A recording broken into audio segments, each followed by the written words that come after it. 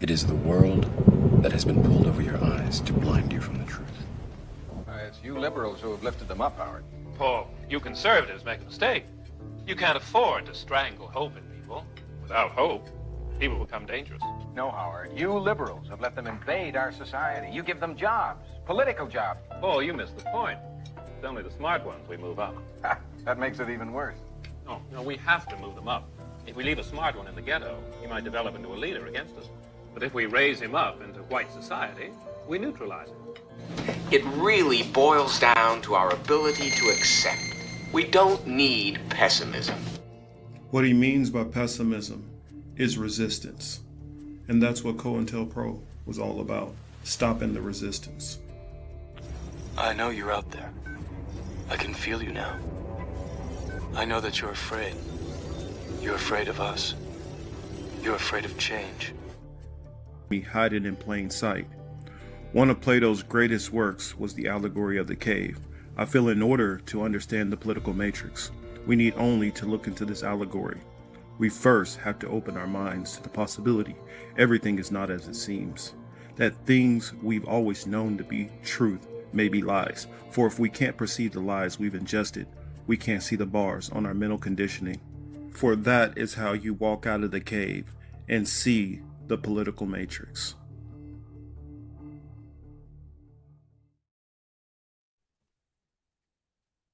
Hello, everybody, and welcome to the Political Matrix. I am your host, Marcus Young Morpheus Cage, here with my colleague, the Voodoo, Miss Voodoo herself, Lady Teal, and we have a special guest. Welcome to the stage, Mariah. Hello, Marcus and Teal. Yes, hello. Thank you for having me. Make sure to say hello to the people, and let them know a little bit about yourself before we get started. I'm Mariah, and I live in Southwest Colorado. I'm a co-host of Poppy's Field Project podcast. I'm part of the AM Wake Up, channel and team. And we've had that podcast for about 4 or 5 years, keeping it a little bit on the DL because of what we talk about. We talk a lot about occult knowledge, astrology, ancient human history, herbalism, and everything to do with like connecting all the dots. And so I've been watching Marcus for a long time. I know Teal personally. Like, this is a great team already, and I just like my brother died 10 years ago, and me and him are always about looking into what was really going on, because we weren't sold on a religion, we weren't sold on Hollywood, we weren't sold on like the regular world.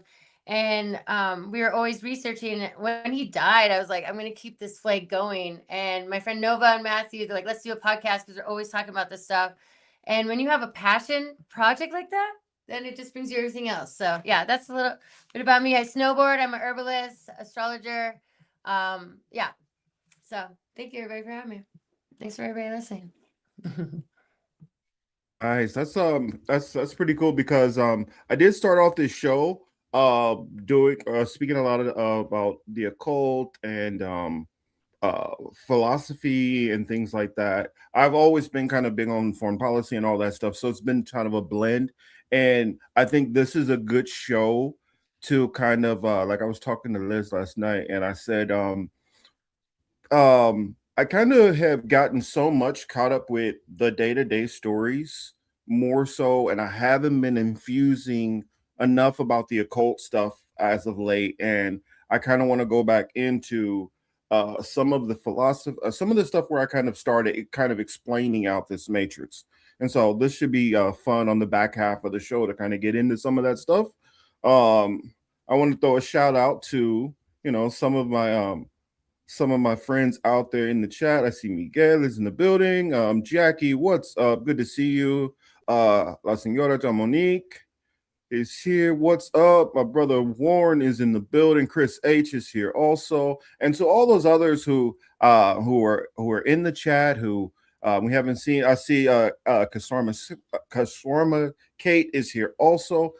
For those who, whether you're here right now or whether you'll hop in later, glad to see you. Thank you for joining us. As we say, you can be anywhere else, but you're here live with us, and we appreciate it. Make sure you hop into the conversation. If you're new to finding this stream, feel comfortable. Hop in, say whatever, have your views. We will invite you into the conversation. So, that said, couple of topics that I want to go into. You said Bad Cookies and Lady Alex should be here soon. Nice, nice, nice. And I see Jip Becky. there in the chat too. So of course we got to do an update on what's going on with this Israel U.S. Iraq war. We're going to talk a little bit about that. I want to talk about Cuba for a little bit. That we're going to go into. I want to talk a little bit about Joe Kent's resignation, of course, and I'll just leave it at that for now. Cuba still ain't got no power. No, they don't. There's been some help that's been coming from Mexico, and I think a couple of other countries are trying to help out. I think Jamaica has been trying to send some aid and help also. So that's good to know, especially since there's been cooperation with Cuba and those other places for many years. So I definitely I don't know. Let me stay on topic for a minute and kind of get these other stories out of the way real quick. We've had one I feel remiss if I didn't bring up a huge figure for me growing up, because I was big on action flicks and of course martial arts. We had the passing of an icon and a legend, so I just want to kind of shout him out and give Chuck Norris is not dead. Okay. Yo, you won't accept it. You won't accept it. No, because he just because he beat death, bro. He beat him up, and now he's got to beat death. So that's what it is. He just went on, took a new job. He just got a new job, bro, and that's it. He whooped Death's ass. Now he got to beat Death, and that's what happened to Chuck. I ain't hearing this shit, bro. Fuck is you talking about? What? I hear you. He was beating niggas up on his birthday. Did you not see him beating niggas up on his birthday? He was 86. He did an Instagram post beating somebody the fuck up. You telling me 10 days later he dies? No, bro. Death came for that smoke. He whooped his ass. And now he got to be Death. At 86. I mean, it is what it is. Like, I don't know how 86 many out is there. 86 too, right? Like, 80. Yeah, well, I agree with Teal. Like, this is like the most optical illusion we've ever seen. And Elvis might be dead. I don't know about Michael Jackson. I actually think he's alive, but Chuck Norris, he's too strong for that shit. And I think you're right. Death is over it. He's had that same role for thousands of years, and so they're like, "Yeah, Chuck, you're the only one that can beat Death." So here you go. I believe you. I like it. You know those 6 degrees of separation kind of thing. Believe it or not, I actually met Chuck Norris's wife when I was in Greece. Because he actually, lived partially in a couple of different countries, and his wife, Christy Brinkley, was living there in Crete while I was in the military, and so it was cool to meet her. She was very down to earth, cool, just walking around, down in the market with everybody else, and didn't look at herself as some big important celebrity or whatever. I gotta say, in remembrance to the Chuck, may he be elsewhere, just not around us anymore.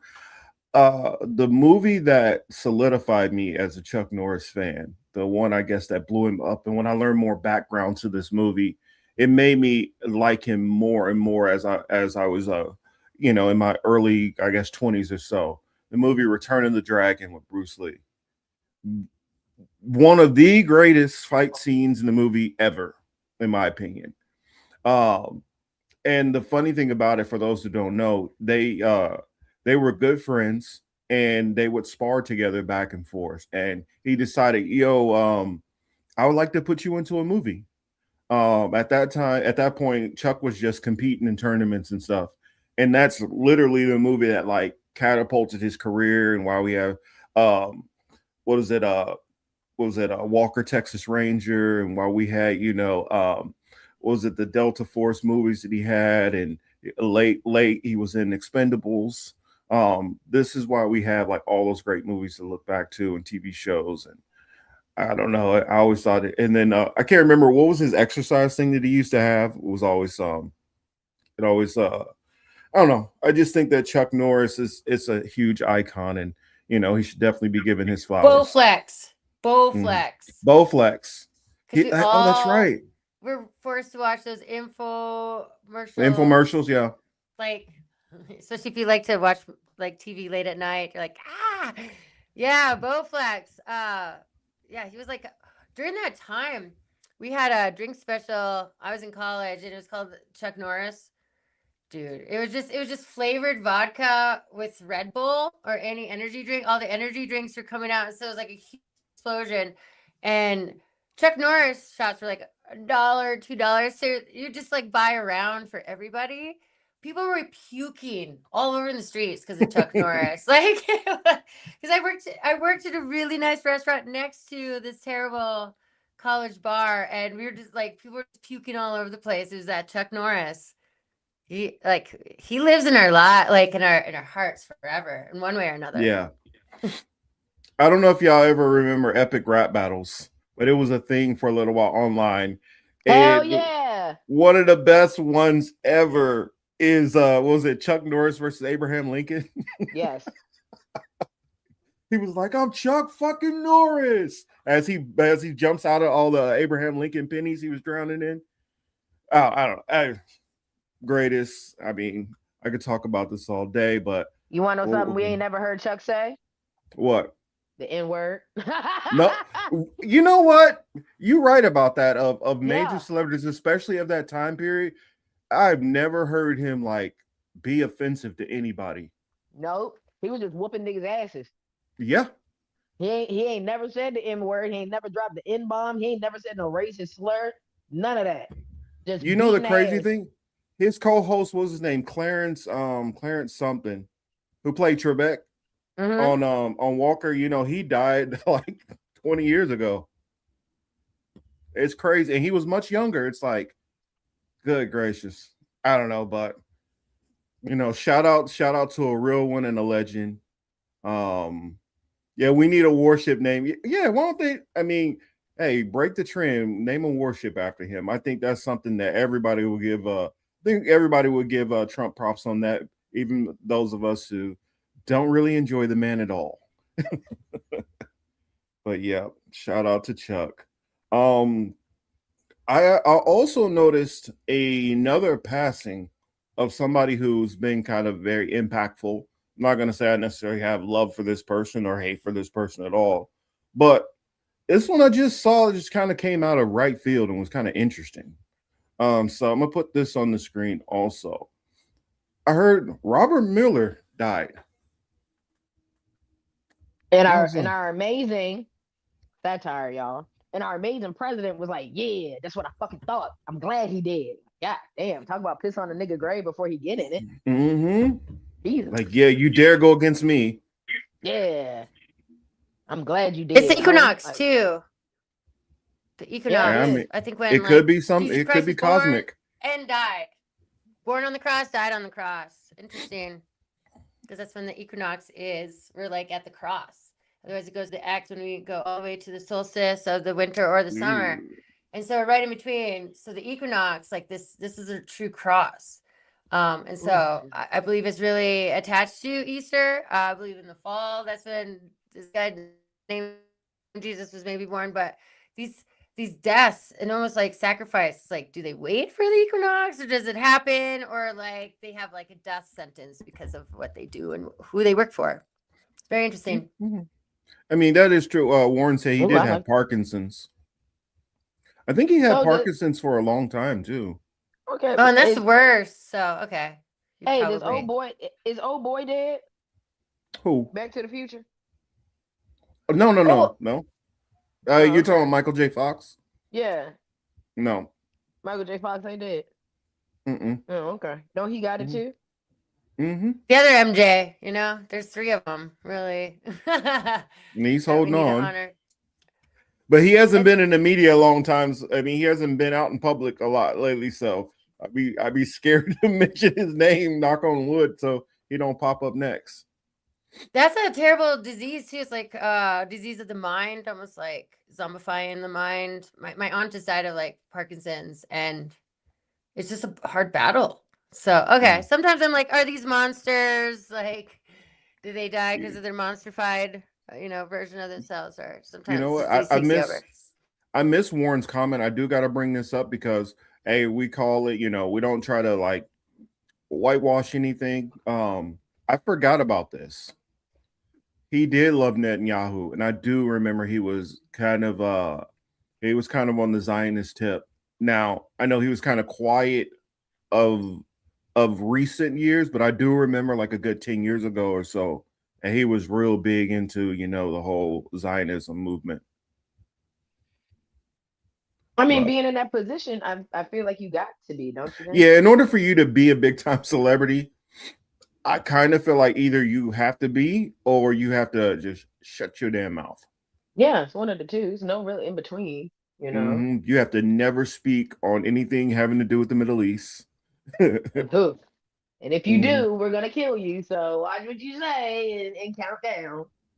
In which apologies for even using that term Middle East. I hate using that term because it was just created to disguise the fact of, you're moving a bunch of Europeans to a place and claiming that it's theirs, and that, okay, you guys are trying to tell me that you come from the tectonic plates of Africa, that's your homeland. But okay, I won't go in on that one right now. Hey, I love when white people be like, I got Native American in me too. Well, some of us are mods. There's the middle, the Midwest as well, right? It's the same kind of like division of these lands, especially as they're recolonizing them from the same fucking Zionist people.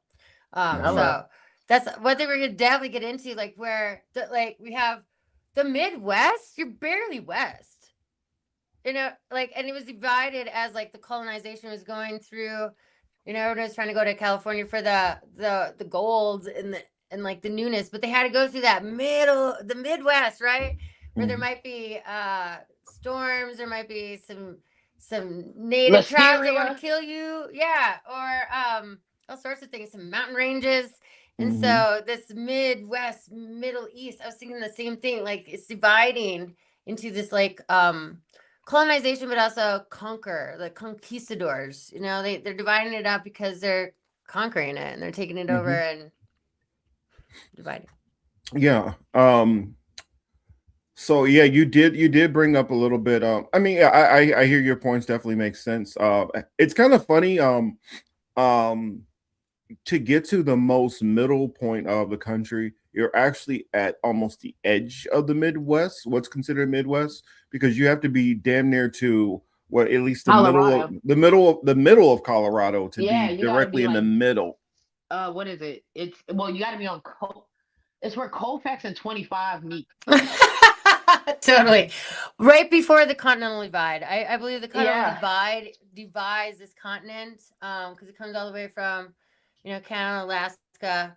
It even goes through North Dakota. I'm from North Dakota. The Great Divide is like 30 miles away from where I grew up, and you can barely tell, but it's still the Great Divide, and then it goes all the way down. Yeah, into Colorado, but also in South America, and it divides the whole like structure of North America, South America into, for real. And like that's kind of where the Midwest happens, because then they would have to like go over that hump.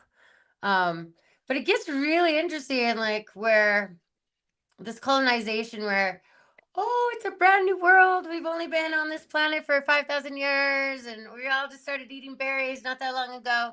And everything just worked out so beautiful and perfectly as we colonized it. It just like happened to be. It's so much older than that, like where things have been obviously recycled, and there's evidence here about that. So all the new settlers and all this like fake history that we've all grew up with. So much of our history has been erased. We've all been given the same, like, this is your history, and most of it is there's blank spots in it, and everyone's history, and every single person that lives here, there are holes in where you got here, how your ancestors got here. It's really interesting. And when I started looking into my own my family history, excuse me, it started to get really like, wait, what?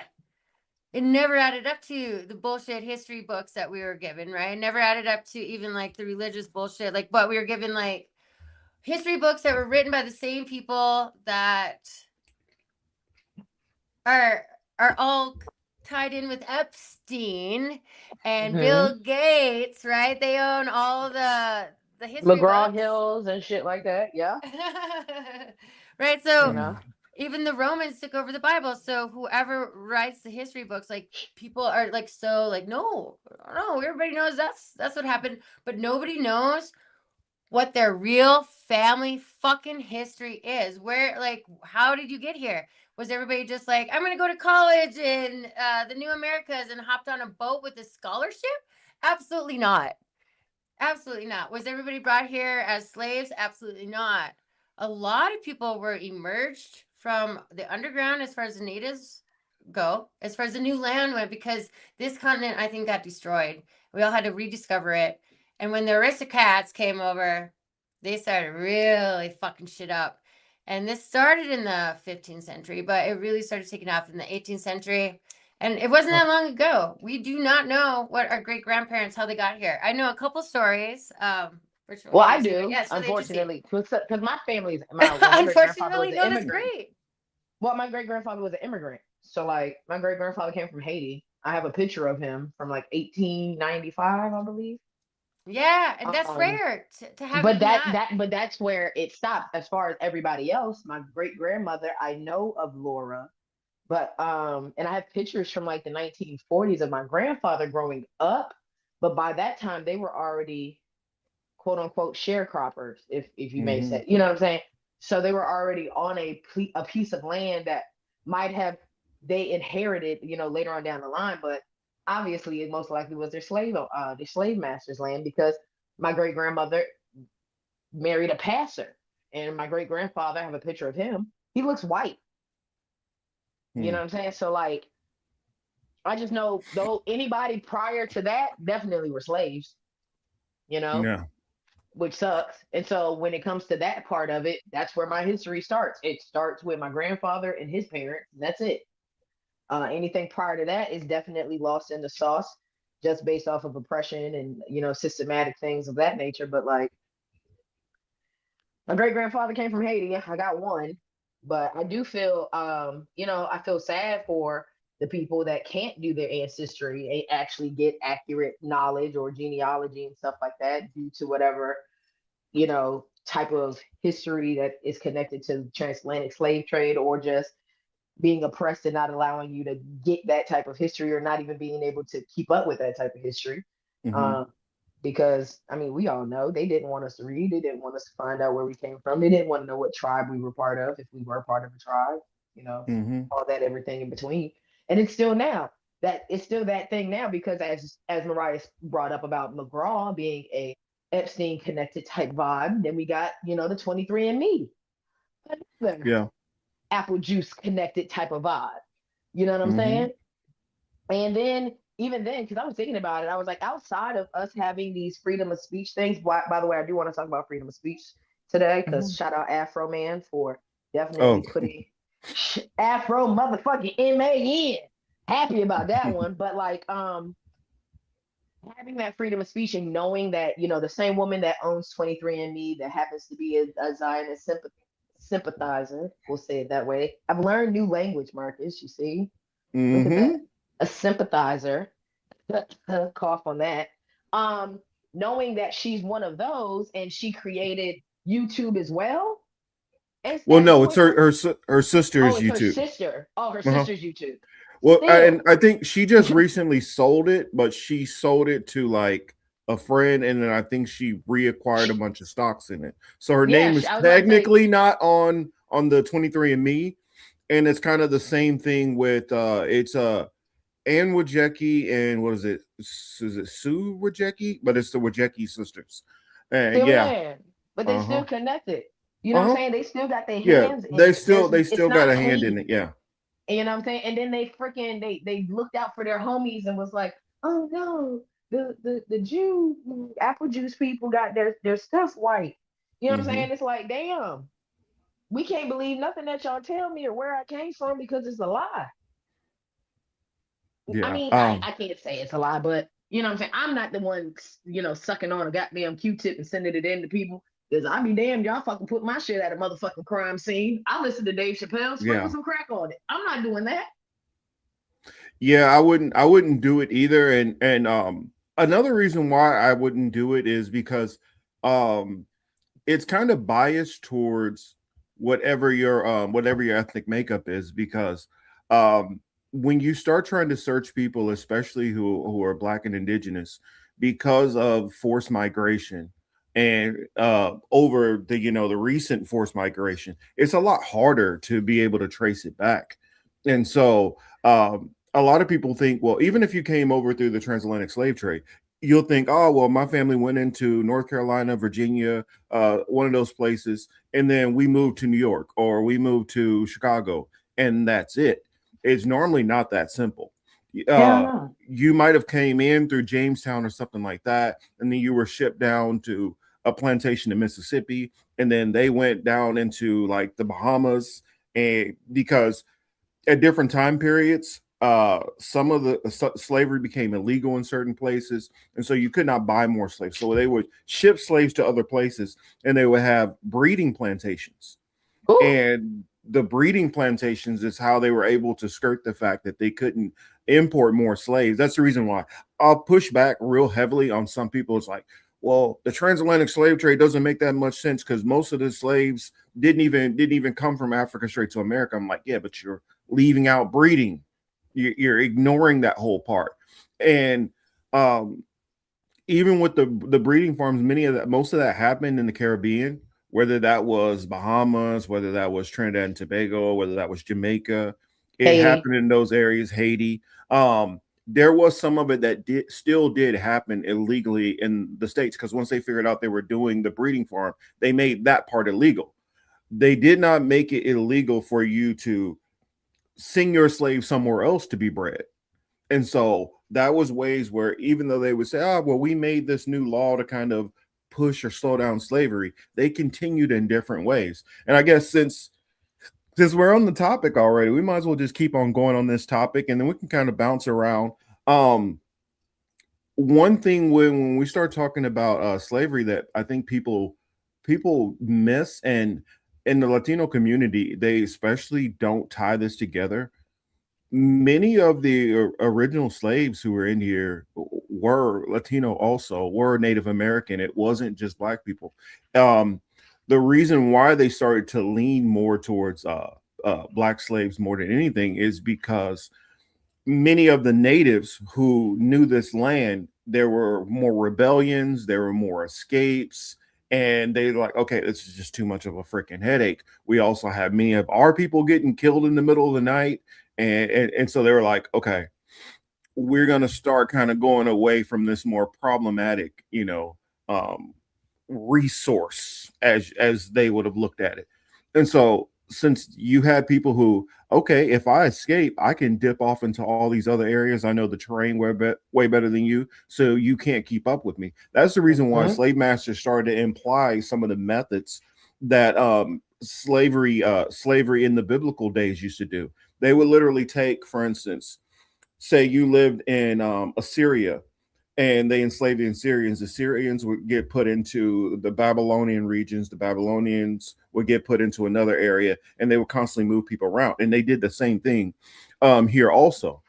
They would take certain people and say, all right, we're going to move you into Louisiana. We're going to move you to Mississippi. We're going to move you to here. And then it also made a difference on which plantations and which masters it was. And so it gets more complicated than we know. I mean, a lot of people don't realize, like, the first casualties, first slaves of the transatlantic slave trade were slaves going out of America. They were the Taínos, which came out of what was at that time called Hispaniola, into Spain. Those were the first ones taken out, and that happened before they started taking slaves out of West Africa. And also, even then, once they started with that, they were still taking people and moving Native Americans down to Cuba, and they were moving, people from Mexico into like Nicaragua, and they were moving people all over the place. And so that was one thing that I wanted to throw in before I go into more of another tangent. I'll hand the floor back to somebody else who wants to add in. Well, you're absolutely right, because like, and if you just understand the concept of how the divide and conquer was definitely utilized by these entities. We couldn't have our hair braided. They knew, you know what I'm saying? They watched us, they studied us. We were like a lab rat for them, you know? Mm-hmm. And so understanding how they viewed us and how we were no more than just cattle, or whatever the fuck you want to consider how they viewed us. It's way deeper than just, they brought slaves over here from Africa. Hell no, they was picking motherfuckers up all over the place. Any person that looked brown, that looked like they could be oppressed, they were like, oh, free pickings, let's go get them. You know what I'm saying? It didn't matter as long as you just weren't from where we fit to take you. You know what I'm saying? It didn't even have to just be America. As long as you're not from where I'm fitting to take you, that's all I care about. Mm-hmm. And so, I mean, that's the same thing they do in the prison systems these days. I just finished talking to my baked and bougie crew about that when it came to generational curses and traumas. You know what I'm saying? Just trying to educate others to understand that it's not always like male centered, or it's not always about relationships. It has to deal with your actual, like, your genealogy. Like, it has to deal with generational trauma can come in different aspects. It just doesn't have to be, oh, something didn't work out here. I learned this from my parent. Hell no. Think how deep that shit really got to go. If we're talking about generational stuff, go back 2, 3, 4 generations to understand, like, oh, you know what I'm saying? I just made this connection. The vitamin D deficiency for Black people, right? Mm-hmm. Majority of it has to deal with the fact that our skin does not absorb UV rays thanks to melanin, right? The carbon in our skin kind of deflects it. But then I thought on a generational thing was maybe because when we actually got free, or we're still on the cusp of having freedom, we used to leave our fucking shutters closed all the time so that we weren't easy pickings when it came down to the slave catchers or the slave masters. You know what I'm saying? Our slave quarters didn't have windows. So generationally, we passed that on to the next generation. Now we get into the 60s and the 70s doing the same thing. Now we can come outside of those redlining districts and maybe even purchase a house in a white neighborhood, but you still gonna keep them motherfucking blinds closed. Which now let's go into 2026. Marcus, like I know, when you drive into a white neighborhood and you see a white person's house wide the fuck open, no fucking covered, like no fucking curtains, no nothing, you like, God damn. Nothing to hide, huh? Yeah, that's saying? white collar crime. That, you feel me? I'm just like, damn. They windows wide the fuck open, but a Black person's house, why? Because we shut our blinds. Yeah, definitely. When anything going down, you might be cleaning or something and kick all the blinds open and let sunlight in. But after that, you close that shit back. Well, you close that shit down. Well, also we'll have blinds. I've seen a lot of suburban areas where they don't have nothing covering their windows at all. It's just wide open. It's just windows. They just wide open. But Black people, we gonna put a curtain or two. We gonna have that cute little runner at the top. We might even have doubled up curtains where the first layer is sheer. When we open up our windows, we get the sunlight, but we close them bitches back the fuck up. Mm-hmm. That's a generational thing. That's something we learned. It's like jewelry, or stores, like businesses, they have all their lights on, right? At night they have because they have security. They have security. They want to showcase what they have, and anybody that tries to go in there, you're going to be seen. And so yeah, that's definitely a thing. Otherwise, I always, as soon as the sun goes down for me, I got to put up my tapestries over my window. People are always looking in, seeing what you're doing, trying to catch you. But and it's funny. They're like, what? It's funny, growing up in Kansas City, one of the biggest crimes in the suburbs that's right next to us is peeping toms. That's literally one of the biggest crimes that they have. They don't have a lot of violent crime, robbery, stuff like that. Peeping toms. It's okay, y'all leave your windows open Y'all leave your On windows open purpose. and then complain about weirdos staring in. And like they're like, like they want people to see them. It's almost like they're asking for it. Absolutely. Like, how dare you look at me? Like, it's just like, where's the common sense in this? You don't want people to Crystal look at Palace. you, but you get right out of the shower, butt naked and up there, just free as a bird, and you're surprised that some weirdo is looking in your window. And they might not even be a weirdo. They might just be walking by like, what the fuck? God damn. Exactly. I mean, they might have seen something that they liked that they wasn't ready for. I mean, goodness. Don't mean that they was intentionally coming to, hey, well, I know Margaret always gets naked about this time. No, I mean, he just been walking down the street and was just shocked at what he saw. I mean, you never know. Different cultures, different. You never know where this dude came from, what his experiences are. Or kid. Because teenage boys, hey, back in the day, if they could get a JCPenney's catalog and be like, ooh, I think I see a nipple in there, they would have. So I'm just saying. Oh, they get wind that there's a sorority slumber girl party, or just a slumber party of 8th graders or 7th graders, right? All the boys are trying to look through the windows, like your friend's brother and all his friends are stalking you. It's a real thing. It's a real thing, and I mean, the world hasn't changed that much, and this city is built off of stolen children, stolen women, stolen help. Built with the aristocrats and the Gilded Age. I wanna answer a question because Jackie asked something. She said, would a sharecropper be sort of equivalent to a serf or a villain in feudal times? It's basically one step up from slavery. Yeah, it's like indentured servitude, but you ain't got a debt to pay, low key. But you do have okay. It's indentured servitude without the actual debt being on paper that you have to pay, but there's a debt that you're gonna pay for just existing. So you might have, like for instance, out in Virginia, there's peanuts and soybeans, right? Let's say that you got a little bit of land and you got a soybean farm, but you got a motherfucker that's just recently unslave mastered about 3 miles away. That man can come on your land and say, I'm gonna need a third of this, or he gonna make life hard for you. And that's pretty much how, like, my grandfather had to deal, because he had his land happened to be on the same land as where he was technically freed from, and there was a white family that lived there. My grandmother and her sisters had to continue to perform services for that family. I.e., my grandmother would make breakfast, you know what I'm saying, and she would have to go, cook breakfast for the white people before she could even cook it for her own 11 brothers and sisters. Yeah. And like my mom's my grandparents on my mom's side, they grew up at sharecropping, and my grandfather had to drop out of school in was it 2nd or 3rd grade, and my grandmother dropped out in the 8th grade, or 8th or 9th grade.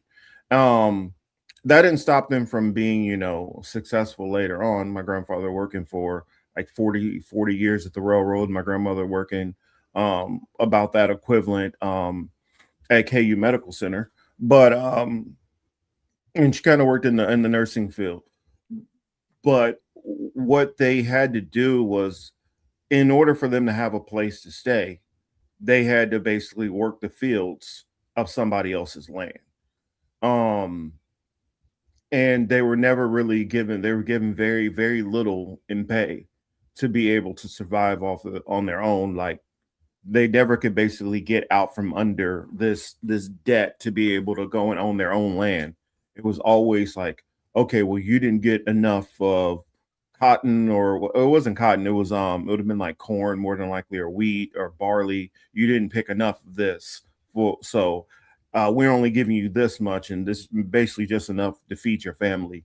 And so that's kind of like it for my family, and it's different depending on region and depending on what that person who owned the land and house wanted from you. They could, like in Till's case, say, hey, you're going to come in and you're going to basically work in the big house. You're going to cook, you're going to clean, you're going to do all those things like that. It could be, no, we need you out in the fields to do whatever. Or it could be you're literally cleaning up after them as maids. So that's kind of how sharecropping worked. Um, so hopefully that answers that question. Um, oh, and I saw another question here. She said, or he or she says, my sister found me through 23andMe. I would never do that shit. LOL. 23andMe, the only thing any of these DNA companies that are good for right now is they can find living relatives who have done that or whose DNA is on file, or they can find they're good for like if you want to find a parent or something like that, they can do recent memory. But they're very their methodology, the way they do it, make them very piss poor for going past, I want to say, you know, 5 or 6 generations. And what I mean by their methodology is very poor. For instance, when they try to do the Levant, for instance, since so many people have moved and traversed that land, so many people have been there. Whose bones are you getting, and who are you testing them off of? Are you testing them off of people whose bones were there in the early 1900s, people who were there in the 1500s? Are you testing them off of people who were there 1,000 years ago? Which bones are you testing? And what are you getting that off of to come to this understanding? Also, a lot of times they'll say the Levant, and they'll say, well, this ties to Levant, proving that I tied to this land. The Levant is literally like 6 or 7 different countries. It's a very, very wide area. And also you got to remember Canaanites, all kind of other people lived in various different areas. So there would have been people who were living in Syria, who bounced from Lebanon, to bounce from all these other areas. So to try to discern who lived in what area, like for instance, I'll give Egypt because Egypt is not as controversial. It depends on what time period in Egypt that you're going to. There's a certain time period when the Greeks or the Macedonians came and took over that area. There's a part where you had other Arabs who came from as far away as, you know, all the way to modern day Pakistan and different like areas like that who came in. You had Romans who were living there. So whose DNA are you going off of? And you had literally centuries where various different groups of people controlled that land. So whose DNA are we going off of? And you can do that for anywhere throughout the Levant, anywhere throughout different parts of Africa. Now, it wouldn't necessarily be a bunch of different Europeans as you go deeper into the heart of Africa, but you have different migration patterns of Arabs and different tribes of African. There are a lot of people who are in South Africa who actually their DNA traces back to North Africa. So it gets very, very tricky when you start getting into those countries. That's cool and all, but I mean, think about all the unmarked graves that we have just because of slavery. Like they're digging up a slave grave right now in Richmond, and what they doing with the bones? Throwing them into a mass grave. Think about all the mass graves that you know, the slave pits. Throw them in the pit. Think about the babies that got thrown to alligators in the bottom of the ocean. Think about the slaves that jumped off the boat and died at the bottom of the ocean. Like, there's no fucking way you're gonna tell me as a Black woman you're gonna find you're gonna find my genealogy. Like that's dead. No, well, and that's like almost everyone everywhere, even on North America. I've been really like digging into it. Even the natives that were here before all the conquistadors and the colonizers, they emerged from underworld. They supposedly all like the Hopi, all of them said that they emerged from underground because they went underground, I believe, to survive a cataclysm that happened in North America. North America, to me, it looks like part of it got melted, extreme heat, and part of it got frozen. And then when that froze and all those glaciers started rapidly melting, it flooded. It flooded this land. That's why humans were rediscovering it. And that included the Native Americans if they were coming over from the higher lands when they all had to migrate. They were told to migrate because of all these things going on. And then some emerged from underground. Some were brought here. Some were made here. Some were like genetically modified here. So this continent is full of so much history. When I started looking around at these old cities, like I'm in Colorado, there's no old buildings here. Okay. There's just none. These are built by miners and cowboys, and they fall apart in no time. If you go to some of these older cities, like especially on the East Coast, Pittsburgh, what they're like, oh my God, the construction of the buildings and the architecture, that is pre-Columbian. That is pre 1492. I think there is a mass amazing civilization that happened all across these two continents that got destroyed. There was migration. People went either underground, they had to migrate, or they got killed. And so the rediscovery of it. So 1492, fuck Columbus. But this whole like idea, 1492, there was the doctrine of discovery that was a treaty. It was like, all right, go out and rediscover the world. If you find brown people there, put a flag in. We didn't build any of these cities. These old cities in North America, they were founded like between the years of 1492 and I want to say like 1800. Right, there's a lot of shit going on. One, people are not creating these amazing buildings. They were not. And two, I think there was a lot of slave going on besides just everybody coming from Africa. I've been on this planet for a long time and I've been able to tap into my past lives through hypnosis. And one of them being a merchant sailor. I went from England to Jamaica a lot. And it all started with the finer things like silk and opium and China and gunpowder and tea and spices. And then it became the human trafficking going on. But it wasn't just everybody from Africa. Children. Okay, so the Civil War ended in 1865. Children, there was a mass amount of orphans on this continent, especially in the 1800s, turn of the 19th century or the 20th century. And after the Civil War, because slavery was becoming more and more illegal for adult slaves, child labor and child slavery became more and more populated. All these wars, they would steal the children. There's so many children that were displaced. And then you see movies like Mary Poppins, Little Orphan Annie, Shirley Temple, Peter the Pan. Newsies. There and so in the Civil War ended in 1865. In 1870, 1 out of 8 children were employed. By the 1900s, 1 in 5 children were employed. Child labor was a thing.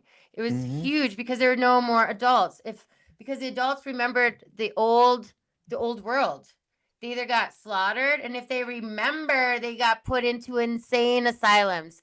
The emerge of insane asylums at this time and the rise of orphans. Where did all these children come from? Was everybody just fucking like rabbits? They were displaced. Their parents were killed. Or they were also maybe like incubated and like test tube babies. It's really interesting because I like all these children that were either brought to this country or were made like they were the new slaves in 1870, like after 1865, after the Civil War. There was a lot like the shareholders, but then they're like, what about the children? The children became the new slaves, the new slave race. It's quite interesting. Yeah, sorry, Teal, I didn't mean to cut you off. You good? So Hook wasn't the bad guy in Peter Pan. No. If y'all really That's right. That's movie, right. Hook was not the bad guy in Peter Pan. He was trying to take the kids back where the fuck they needed to go. He was like Peter Pan out here stealing babies. Little fucker just walking in your fucking window, just popping in with some fairy dust, getting you fucked up, drugging the kids, dragging them to hell. Like spoonful of sugar. A spoonful of sugar will help the medicine makes the medicine go down. Come on, yeah. Come on. Drugging. The sound of music. You'd be rounding motherfuckers up with her little vibrational fucking hymns and shit. That's some siren shit, bro. But who am I to tell y'all about Disney? That'll be another day when we break down Disney and all his fuckery. Well, and all these Disney movies have the Aristocats, the Newsies, right? Yeah. Well, if you go back, there's books that you could there's books that you can go back to, like the earlier books of Peter Pan and stuff like that, and it's kind of dark. Yeah, the Brothers Grimm. I don't know why they banned the Brothers Grimm version of all the kids' stories when the kids' stories were true from their point of view. You know, Goldilocks getting ate the fuck up by some bears because that's what the fuck would happen. If you go fucking with some bears, you gonna get ate by a bear. There really shouldn't be a happily ever after. Like, what? Why are we making it cool for kids to go fuck with bears? And now you see what happens. Like, it's stupid. Yeah. I guess one thing that I'll throw in that I'll just briefly just touch on this a little bit when we start talking about coming to America and things like that. One of the biggest names that I would throw out there, because people loosely talk about it and we don't go into names. And I've noticed people are big on throwing out, the Rothschilds, of course, they throw out, why come I'm blanking on it? The Rockefellers. They may talk about the Carnegies. They may talk about, some of these other families.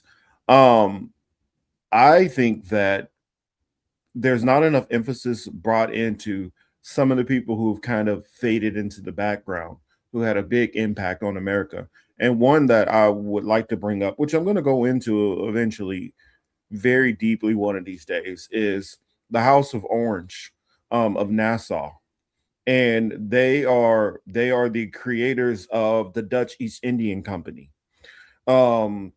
which the Dutch East Indian Company rose to about close to $8 trillion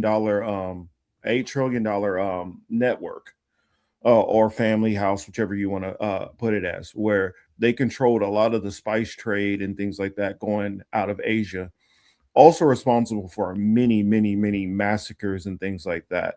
But also when the whole transatlantic slave trade and things like that were going on, the race into Africa, the people who were behind a lot of the insurance and the funding of the ships, and even managing a lot of the ships that were trafficking the people, were the Dutch East Indian Company. And I saw somebody brought up, I think I saved it, about in Canada. I can't remember. I guess I didn't save it, but they brought up in Canada about recognizing the First Nations, the mass graves of natives of the First Nations people. And they were a lot more impactful. The Dutch East Indian Company, or VOC as their acronym is, because that's what it would be in Dutch. I can't pronounce it, but it's something company. The VOC, their impact was felt a lot more directly in Canada, even though they kind of backstopped a lot of the things that were going on throughout the rest of the slave trade. And people will focus on, okay, it started off with the Spaniards and Portuguese pushing a lot of the stuff. They don't factor in when it started to transfer into certain areas where the Brits were involved, and eventually the French got involved also. There was somebody who was helping funding and trading and doing all this stuff. And our whole foundation that we basically live within, the whole capitalistic system, comes from them. It comes from the Dutch, because all these other nations we're still running through monarchs, basically. This was the first nation in which was powered mainly outside of monarchical control or some kind of religious figurehead, i.e. a pope. What they did was they started off with what basically stock trades, in a sense, between each other, as they were trading all of these goods that they got mostly out of Asia and trafficked into the Americas, and then eventually start doing that into parts of Africa and trading that into America. They also were a big funder of a lot of the pirate ships that were going on throughout the Caribbean. So they had their hooks really, really deeply ingrained in there. Even when the Spaniards started to kind of lose their hold, and as the French started to lose their hold, they were still very, very involved. And what they started doing is they started to actually marry in and immerse themselves within the British crown.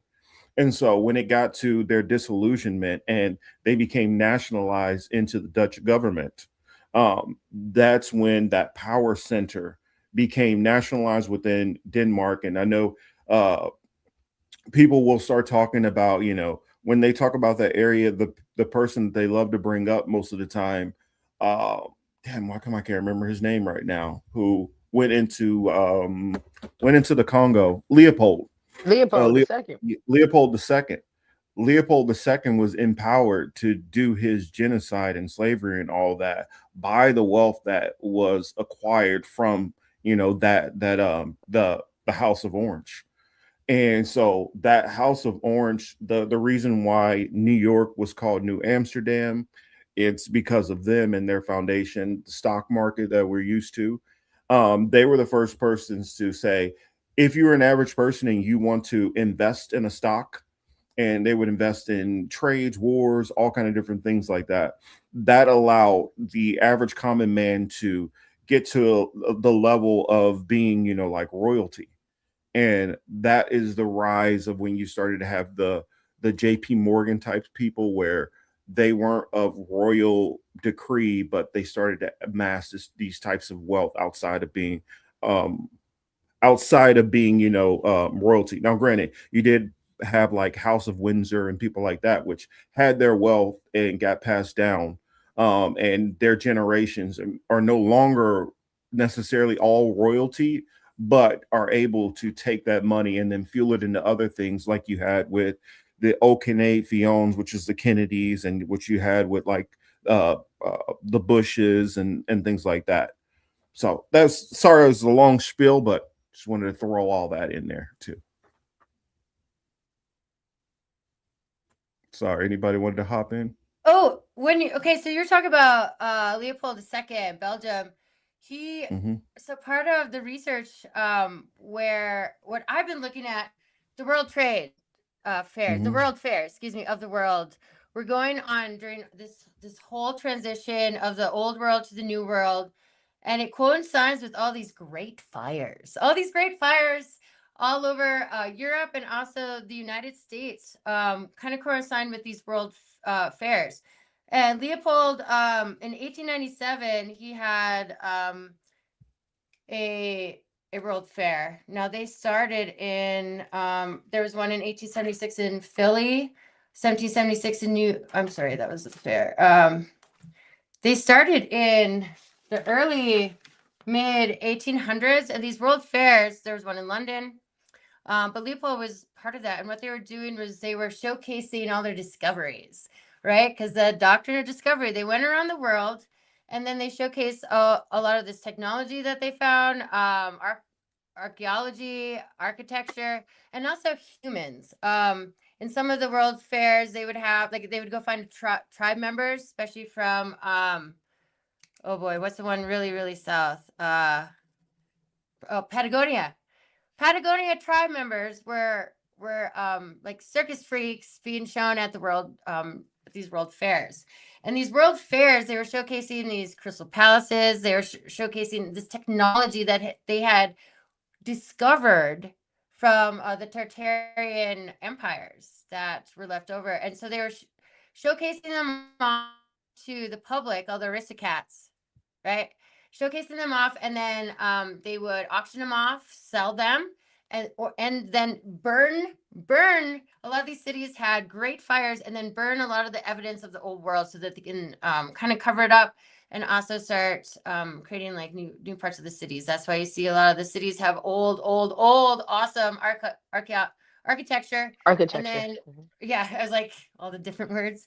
Then they start building up these like shitty like new shanties to the rest of the city, because that old architecture is before all this like doctrine of discovery happened, before all this like world trade, human trafficking, and rediscovering North America, South America.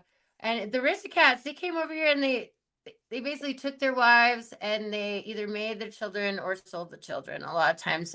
It's really interesting. But these like the world fairs, I keep wanting to say world trade fairs, but world fairs, they showcase the old world before destroying it. And even, like I said, putting in tribe members in like a human zoo. I have this book, Crystal Palaces. There's a few still left in the world. There are botanical gardens now. Definitely one in London, definitely one in New York, definitely one in Montreal, Chicago, Cincinnati. All these, like, in my last hypnosis, I was in the late 1800s, and I met my uncle at one of these crystal palaces. I got to figure it out. So now botanical gardens, and something with the crystal palaces to do with maybe growing and incubating new children and the new civilization on this continent. That's quite dark and interesting. I'm trying to go through it. But the two books that I recommend looking into, that For Turning and Generations, the same authors. We got Strauss and Howe. So this is talking about the generation, especially on this continent, where like there's that silent generation, right? And then there's the boomers, and then so you see like throughout they've been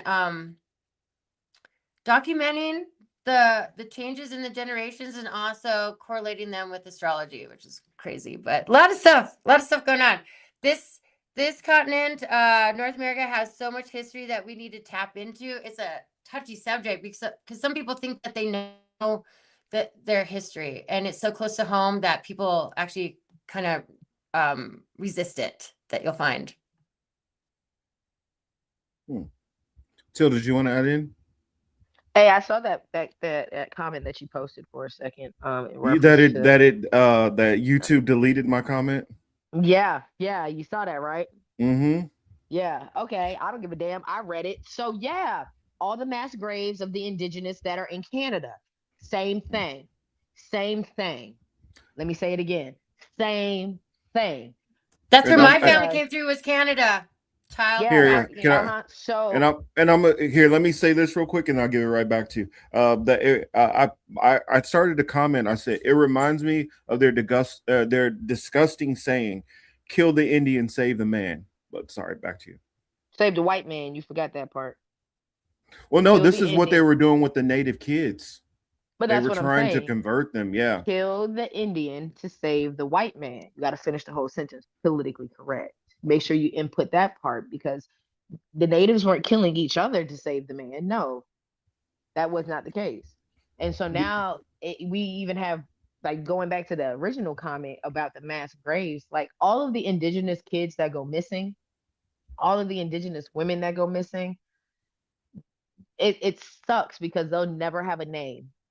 They'll be put into a mass grave and be lost and never be heard of again. You know what I'm saying? They'll never be said. Their name will never be said again. And I'm real big as a spiritualist of saying my ancestors' names over and over again so that they do not die twice. You know what I'm saying? Child, don't even get me started on that's what I'm trying to say. Thank you, Alex. That's what I'm trying to say. You're not going to tell me I'm going to find my ancestors when y'all have literally erased them off the planet. My great grandmother was to find them. Can I finish, No. Mariah? I'm not quite done yet. Yeah. So thank you. So, you're going to sit here and tell me I know there's more mass graves than the ones that are in Richmond. That's just Richmond. We haven't talked about the mass graves that probably are in Roanoke and all these different areas just in Virginia. Then we go into the southern states that had slaves. You can't tell me that there aren't a massive amount of mass graves in Louisiana. That was a port for us. You know what I'm saying? You're not going to tell me that there's not a whole bunch of mass graves in the Gulf of Mexico. And I'm talking about in the bottom of the Gulf itself. You're not going to tell me there's not mass graves on the Trail of Tears, where they killed off more tribes in a little bit because they got tired of fucking watching them. Okay? You got to think about this. They get tired. These motherfuckers want to create. What makes me so mad about these motherfuckers that want to take over the world or whatever the fuck they claim to be doing, y'all get lazy as a bitch. Y'all get lazy as fuck. And then next thing you know, you get tired of fucking dealing with the population. So what do? You kill them off in mass quantities and throw them in a pit because you're lazy. You're fucking lazy. Yes, there's mass graves in Mexico. There's probably mass graves in California of Yeah. the ones that the Spaniards got tired of fucking looking after. There's mass graves in Canada for when the French Dutch didn't feel like looking after no motherfucking more. There's probably so many bodies at the bottom of the fucking goddamn Niagara Falls because they got tired of fucking watching them. It's just when they get lazy, that's when they get to killing. It's when they get lazy. Prime example. Israel got tired of doing what the fuck they were doing over there. What they do? They start blowing shit the fuck up. They get tired. Y'all get lazy. And then y'all just start, hey, we need help. Go ahead and blow them up real quick. And y'all don't even want the blood on y'all hands because y'all pussy on top of that, which is crazy to be both. I'm done. I'm off my soapbox. No, that's good. No, and there's something to that when racism isn't like as much of a thing as classism is. Like, Classism. Come on, Marcus. We said that yeah, before. the Aristocats came over here like they were the fucking elites that got to come over on their ships and see the new world before everybody else, right? And then they got to decide what to do with it. And so to pick a race in order to do genocide is easy. That way, like, oh, you guys aren't part of that group, so you're not gonna fight for them because we'll turn on your group next. So it works every time, and it's not. It's classism, really, and it causes racism, and it is like this whole like we're all standing on a foundation of lies and fuckery in every way. And so of course we're all like, we don't know where we came from, we don't know our ancestry. Even when I look towards mine, my great grandmother was Cree. She's a native. How did she get a German Norwegian husband? Yeah, probably bought her. Probably bought her. You know what I mean? Probably bought her. And that's good for her. She got to like maybe get out of like the reservation land that they all like put and that tribe was part of like Canada and Wisconsin, Minnesota. But Canada, the land of the Canaanites, is very part of also the human trafficking because the ships would come to Canada and then go through the border. Like, and so just like in through the Caribbean, my other grandmother was born in China in 1910 to Christian missionaries from Canada, from Edmonton, and these areas are very, very, very famous now. If you do the research, for a lot of the missionaries were human trafficking children. So I believe my grandmother was born of her parents, but even then, it was very strict. They came over on a ship back to Canada in 1915, and she was part like there's a lot of children. There's like a lot of kids part of this like Christian missionary. So and after that time too, all these like when you look at that area of Canada, Edmonton, a lot of the Christian missionaries were molesting children, trafficking them. Lincoln Park is part of Calvary. Lincoln Park, the band, I believe. That's why the band name is named after that, because of human trafficking. It goes really, really deep. And then when you look into Hollywood, all these like child celebrities, they're all part of the Disney club, right? But they a lot of times too are orphans. They were adopted. Adopted from who? They are creating these celebrities out of stolen children, or they're making them in labs, and like it goes deep, and it's been happening for a long time, and Canada is part of it, the land of the Canaanites. And when you go into maritime law, we were talking about like the piracy, because what anything that's not land is navy. Anything that's a sky, space, that's anything water. And so like there's different laws. So even when you go into a courtroom, you are entering a ship. You're going through the threshold and you're leaving land and going on to water. Canada is supposedly surrounded by water, even though 3/4 of it is. The other border is the United States. They consider the United States to be water. So Canada is also supposed to be in maritime law. And so there's all these loopholes that we've been under scrutiny for a long, long time. Anyway, that was my rant on that. But for real, like they work hand in hand. We are not free from the crown. Australia, South Africa, Canada, and the United States. We're all talking together on podcasts because we're all under the same crown. Like we haven't left the English rule. We haven't. Okay. Oh no, anything else you want to say before anything Are we gonna talk about Cuba? Because I want to talk about the fact that's that where I was gonna move on to I Cuba. want to talk about the Kenyan soldiers leaving Haiti too. Did you read about that? They started going They back finally to Africa. decided to leave. Yeah. Now Because they decided to fucking leave. After they've been getting their ass kicked enough. Okay, because them gangs was giving them a run for their motherfucking money. Mm-hmm. And I say that to say this: why the fuck they ain't going to? Because they saving people and they fucking out here trying to help all the fucking islands. Why the fuck they ain't in Cuba yet? Yeah. For those who don't know the context, what we're talking about, I kind of forgot that story. The United States decided to, by proxy, bring in Kenyans to go in and try to put down the rebellion of the people because they didn't want to deal with another like puppet leader, which the Western powers were trying to force in. And so after they sent in their Colombian hit squad to go in there and take out that leader, the people were like, no, y'all not just gonna put in some kind of puppet. Because mind you, that leader who got taken out was there because another leader had been assassinated. And so they've literally had what, 2 leaders assassinated within the last probably 5 years. And so that's why, they're like, no, if it's going to be anybody, it's going to be one of the local leaders. And so they've kind of risen up their own militias and decided, we as Haitians, we want to decide our own rule and our own and deal with our own sovereignty. And they decided, oh, by proxy, we'll get Kenyans to come in here and do our dirty work, and it did not work.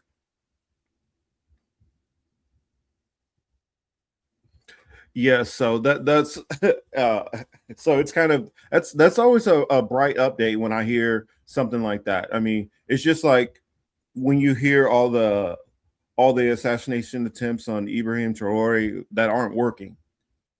I mean, it kind of reminds me a lot going into Cuba. It's kind of funny. People will talk about how oppressive the Cuban regime is, and I'm not going to defend and act like they're perfect. Definitely not. But if you have citizens in your city which try to take out the government, what would any nation do? What would they know if the 3 of us all started some rebellion to push Trump out of power? What would happen to us? I mean, what would the law be? And it's kind of the same situation. Now, do I feel some sympathy and pity for some of these people who go at that route? Yes, I do, because what ends up happening is the United States and other countries put embargoes and tariffs and all kind of things to make life miserable in these countries. Once they made life miserable, they try to force the population to go on a suicide mission to try to take out their own leaders. And I'm like, how wicked and evil can you be that you're going to make the people suffer so that they will hate their leaders more and take them out so that you can stop punishing them? For instance, you guys know how many of the embargoes and the tariffs that are on Cuba that have to do with like medicine and healthcare? Like, they're literally killing Cubans because of some of the embargoes that they set on. And that's what they do literally worldwide. We put embargoes on countries to make the countries miserable, and then the people blame it on their leaders, just like how you have, like, you can go and speak to most Cubans and Venezuelans in Miami, and many of them are going to put all the blame on on the Venezuelan leaders, on the Cuban leaders and all that, and not think about the decades of sanctions that have went on their countries that have affected it. And then you'll have idiots in this country who throw out the propaganda of saying, oh, well, this proves that socialism or communism or whatever doesn't work. And it's like, I'm not saying it works or it doesn't work. I'm saying you can't use it as a fair example in your argument when it's being manipulated by outside forces.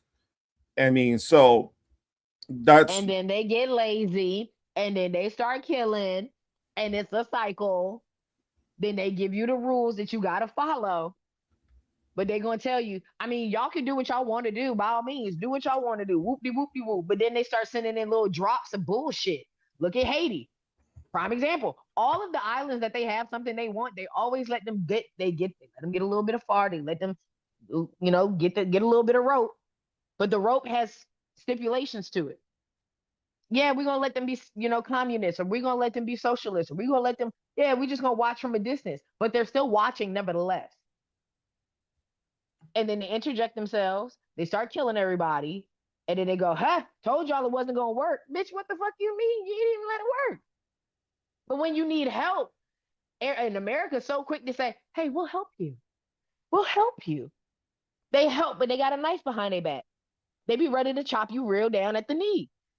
And their help never comes without strings attached. It always got its who's next to them.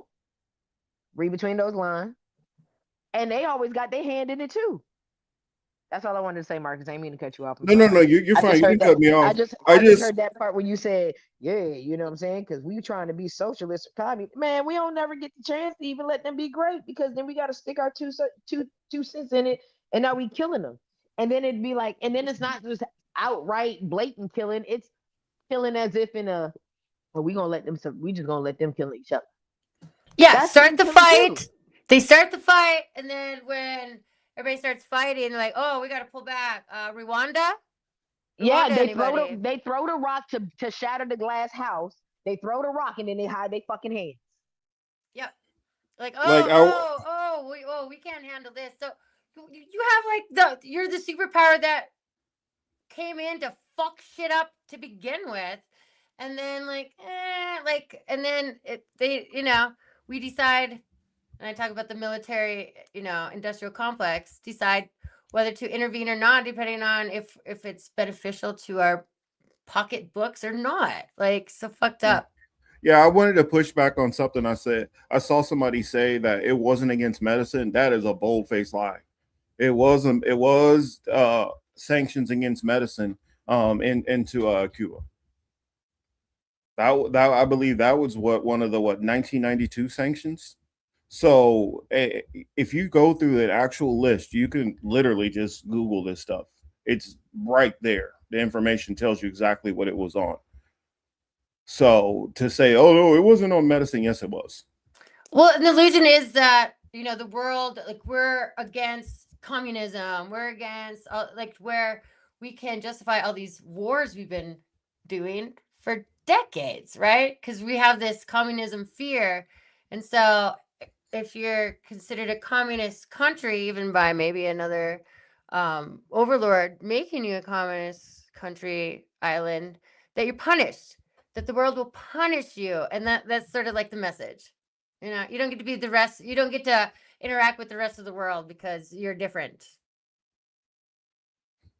Yeah. I see in the chat. TTWSUF.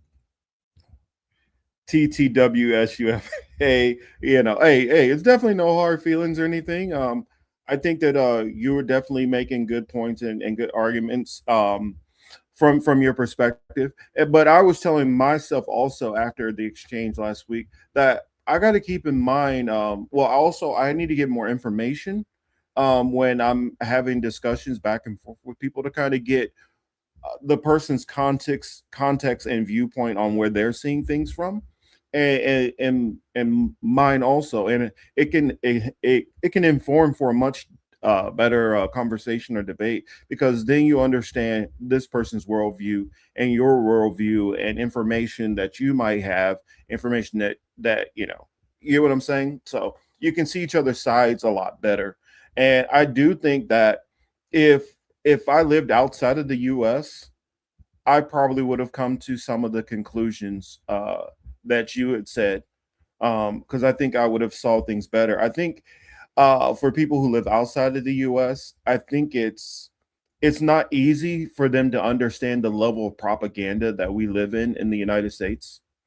and how easy it is for people to be sucked into so many different things that are completely wrong. Like, I honestly got my wake up on the military as a whole after I was in the military. And most of the people who I know who are like a lot of the leaders of a lot of different protest movements that are former military, it's the same for them. They don't learn it until you join it. And at the same time, also, I do think it's important for those some people to have to learn it that way, because if you were in the military, you are able to give different contexts and understanding on different things that are going on. Excuse me. It's the same thing as working in different professions. If you worked in a certain profession, you can add different information and context. Like, there's so many things which I will hear that I know is complete BS from the government, because I was former military and I did work in the weapons field. Um, oh shoot, I guess we lost Mariah. Uh, but yeah, just in general, there's and I mean, the level of propaganda in the United States is wild, and how hard and how much information is blocked from other countries. Well, Um, I mean, baby, we yeah, yeah, go Hollywood. on We ahead. gotta keep up. We gotta keep up we gotta keep up the good look, baby. Mm-hmm. We Hollywood, love. That's what we here to do. We here to put on a show. You ain't know that? Yeah. Whole time we Oh, been here, we've been putting on a show. 1776, we was putting on a mhm. show. They was like, y'all ain't gonna make it. Watch, bitch. And then what happened? Jamestown. You know what I'm saying? Yeah, Keep and it I'll pushing. say, not only just necessarily the propaganda, the level of distractions in America. Come on. The level of distractions in America, I think, are just outrageous. Um, you can completely just be involved, submerged into gaming culture, and your whole life revolves around playing video games. You don't think of anything outside of that. It can be Why would I? jewelry. It can be, I'm just in the makeup world and I worry about makeup and fashion, Mm-hmm. but never understand how, okay, you're into fashion, but how did these materials get to you? How did you get this like perfectly dyed shirt that you love? Who's making these shoes? Where did they come from? What is the propaganda that went on? Sweatshops. Exactly. The sweatshops. What is it? And beside and beyond the conditions of working in the sweatshop, what is the impact of that sweatshop on that whole entire area, even to people who don't work in the sweatshop. There was one video that I shared not that long ago The indigo where, one, right? yeah, where it was showing how bad the indigo is tearing up the whole atmosphere in that area, the breathing conditions of people who live there. And so even if they're not working in the sweatshop, how much is just decimating so many people who live in those areas is mind-boggling. And we hear nothing about this unless you just happen to be scrolling. And I've noticed even how YouTube is, to me, I used to think like, okay, maybe they're doing this not on purpose, but now I'm starting to think this is on purpose. How you used to be able to just search something on any of these search engines and find it. It doesn't erase the information, but what it does is it buries it. It Mm-hmm. buries it like 20, 30, 50 pages. You got to just keep going and going and going. And who the hell has 45 minutes to search through one search filter to find the proper information? That's what they do. I would advise also, if anybody has any family members who keeps old encyclopedias or dictionaries or things like that, hold on to it. Do not, for the life of you, do not let that go. There is so much information that I was able to absorb, especially growing up, from encyclopedias and things that I had. And if you check a modern encyclopedia, this information gets changed out. Some of this information they decide, this is more important, so we're going to put this in and take that out. And instead of just expanding the encyclopedia and making it bigger, they erase it. And I know people will think, oh, we're in the computer age, there's more information than ever. Yes, there's more information than ever, but sometimes They're when monitoring you that bury information, it, bro. yeah, but sometimes even when it's right in your face, if they bury it and throw out enough false information, how do you know what's the real information if they just flood you with information? That's where the problem, that's where it gets tougher, when you start to have to understand and work on discernment to understand what the hell you're reading. And Well, a lot of people can't like, I'll give you something that's just something benign. I was on X, which, by the way, uh Elon just lost his lawsuit. um, but I just wanted to throw that out there. But basically for defrauding investors and stuff like that. But I was seeing this conversation going back and forth about people who like the movie Sinners, and now they feel like, well, I can't like the movie anymore because this person told me that some woke thing is in there, and this is going against that, and so now I don't feel like I can like the movie anymore. It's like, stop paying so much attention to what every factor around you says. And I said this, I said, everybody has a narrative. Everybody has a narrative, everybody has a motive. I do this show because I feel it's important. That is a motive. Whether the motive is a good motive or a bad motive, everybody has a motive. And so don't use a motive as necessarily negative or bad. Um, but I but feel okay. but I agree but with you, Marcus. mhm. But can I just interject this? Yeah, Motherfuckers yeah, yeah. is slow. Motherfuckers is slow, bro. Yeah. Because I'm like, why So, are you letting somebody tell you what movie you need to well, like? You not watched even the that. movie, It's not you even that. enjoyed it, and now you hate it because somebody said Cause niggas is that slow. something was going on. Yeah. Niggas is slow, bro. And I mean slow, like, excuse me, let me use a better word. Let me use a 75-cent word for y'all today. Mm. Motherfuckers are remedial as hell. Yeah.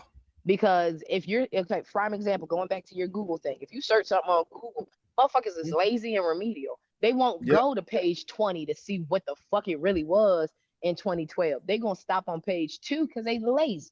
Motherfuckers Hmm. got lazy, bro. It's Yeah. Wally all over. You feel me? Motherfuckers is connected to a phone that can give them all the information that they claim is out there, but they won't go and seek the information or fact check the information. Motherfuckers would prefer to be lazy and Mhm. loud and wrong first than to take the time and do the research and be loud and right last. You get my Mhm. drift? Right. And so when you got these motherfuckers that's sitting here going off of what the last motherfucker did, that could be wrong. And they're still gonna bandwagon on it because they're lazy and Yeah. remedial. And And that's people pretty much don't what want it to is. stand alone. They don't want to stand alone. So, oh, that's the opinion of all Sheep, those people. Sheeple for sheep, sure. Yeah. Yeah. sheep, bro. Well, now It's people are like, getting even lazier. A1 sauce? Hey, A1 sauce. They're asking A1 for everything. mhm. Like it's the new God. It's the new Google. Like, well, A1 said this. Like, well, fuck what A1 said. What do you think? What is your opinion anymore? Mhm. People like stopped having their own opinions. Now it's Lazy.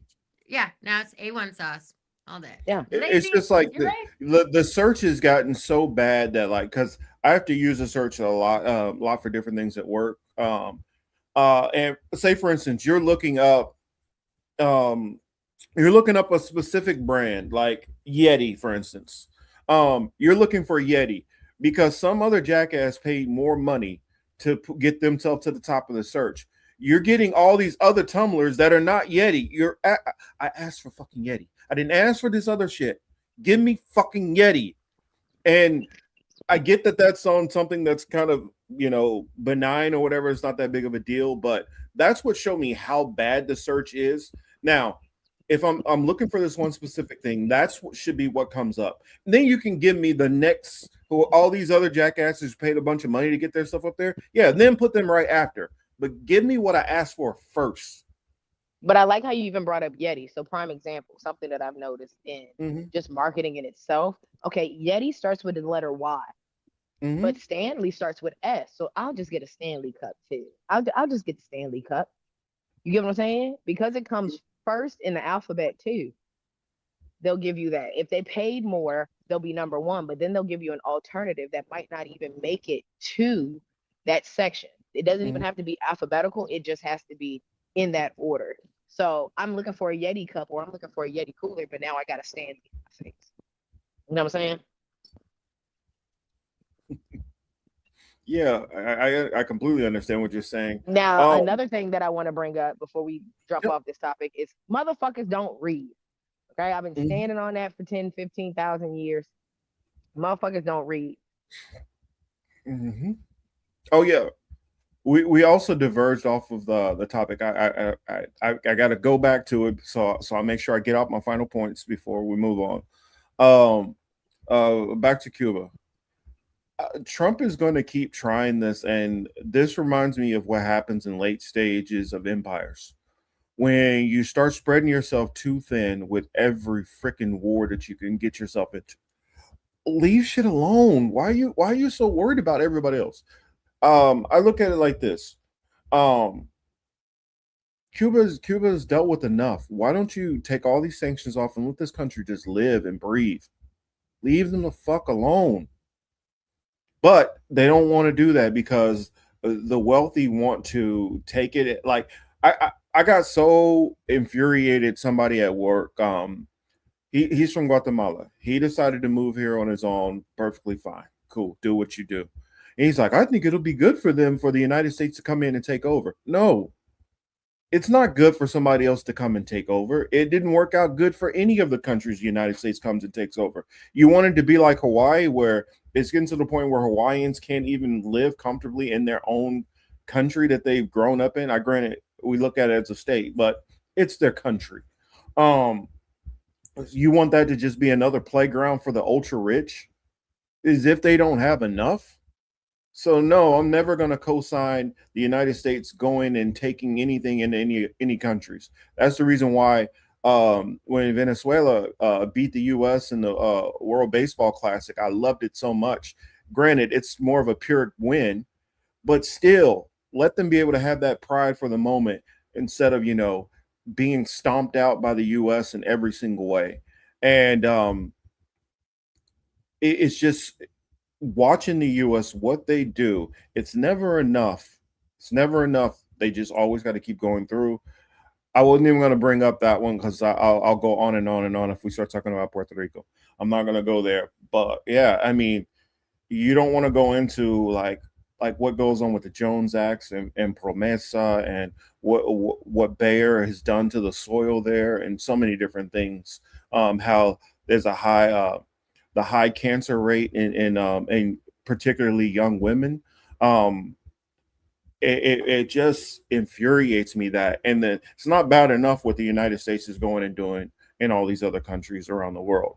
We let punk ass Israel tell us what to do, and it's a lot of people will go from the standpoint that presidents that like the powers that be that run things are just sending him a memo and say do this, do that, and that's not kind of how it works. What they do is they surround you with people who influence your decisions, and they make sure that they'll fund and put enough money and production behind your preferred candidates, which these are the candidates which they support because they already know that they either have blackmail on them or they can manipulate them, or they can just talk them into doing dumb shit like President Trump.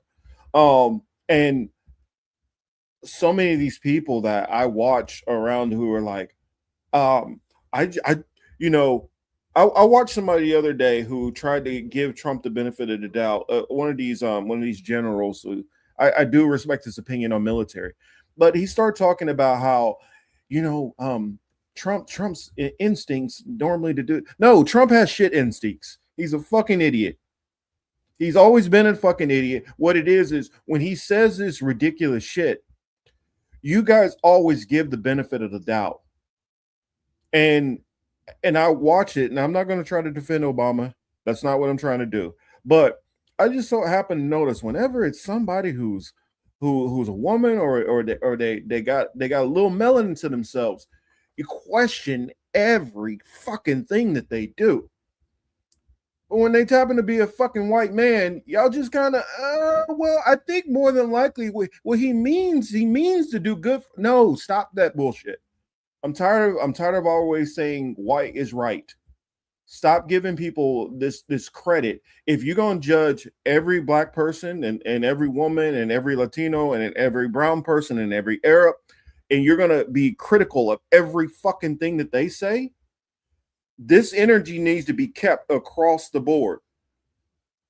I'll have more background on certain topics, more training on certain topics, more experience on certain topics, and I can watch some white boy who comes from Orange County hop out there and just talk shit out of his ass, regurgitate from other people, and people will look at this person as a fucking expert. Those who know who I'm talking about know who I'm talking about. Those who don't, they don't. I'll leave it at that. But sorry, I land my plane there.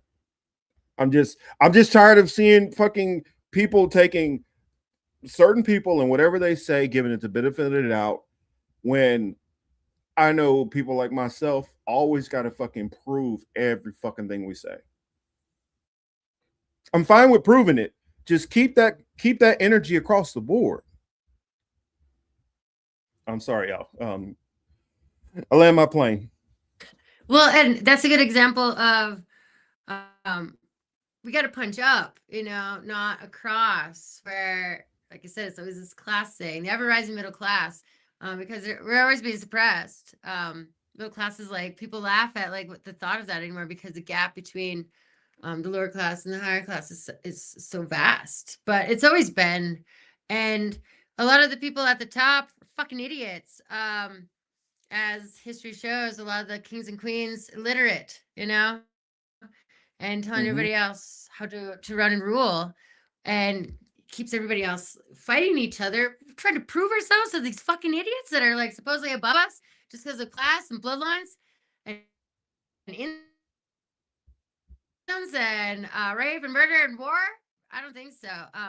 But yeah, like even the celebrities were like, oh, this idolism where people think fucking Oprah is how holier than thou, she's so great, but yet they'll fucking piss on like their fellow person, and yeah, fuck you, Oprah, take over Maui and tell your ad, why don't you? But and that's just an example of people just idolizing anything that they say goes. Like, oh, they're so inspirational, but you don't know like the real behind the scenes like evil shit that they're doing, because again, they want to protect their class.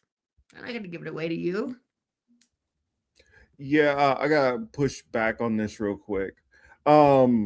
TT says, I don't think it's all about color in America. If you support the empire, wants the best for the empire, you go a long way.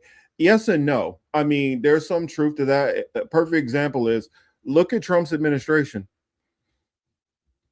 You got what, Cash Patel and one other brown face in there. The rest is all white.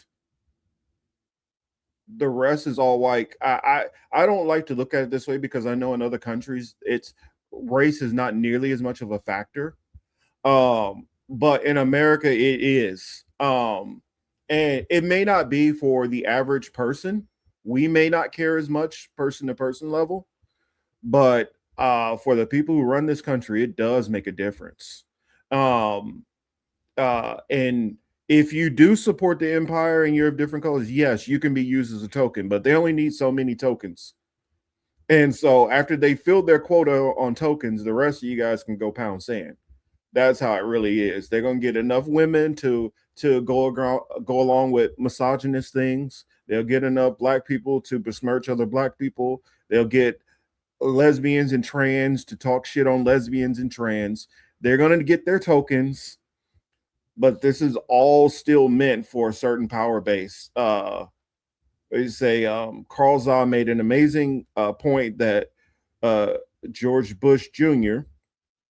And Obama could not be pushed by the 48ers to attack Iran, but somehow they successfully pushed Trump to invade Iran. How does that work?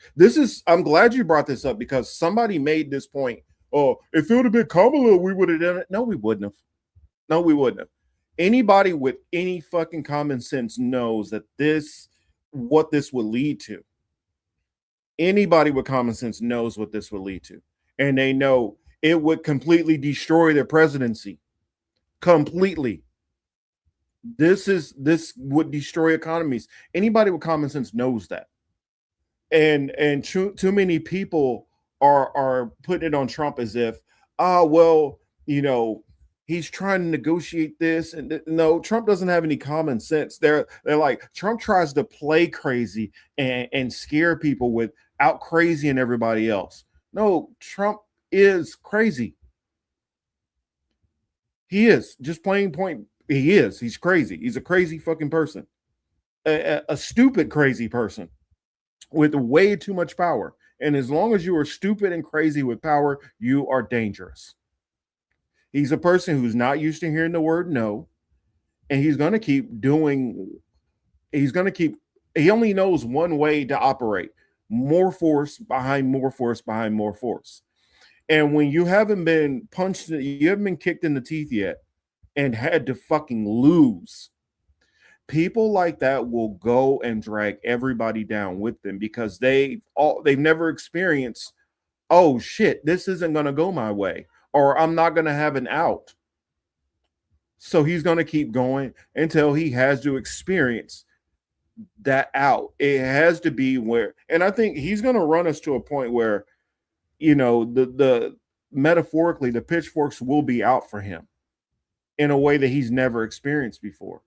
I mean, the dude just came out with 48 hours. I'm going to attack all of their I'm going to attack their energy. I'm going to attack their desalination plants.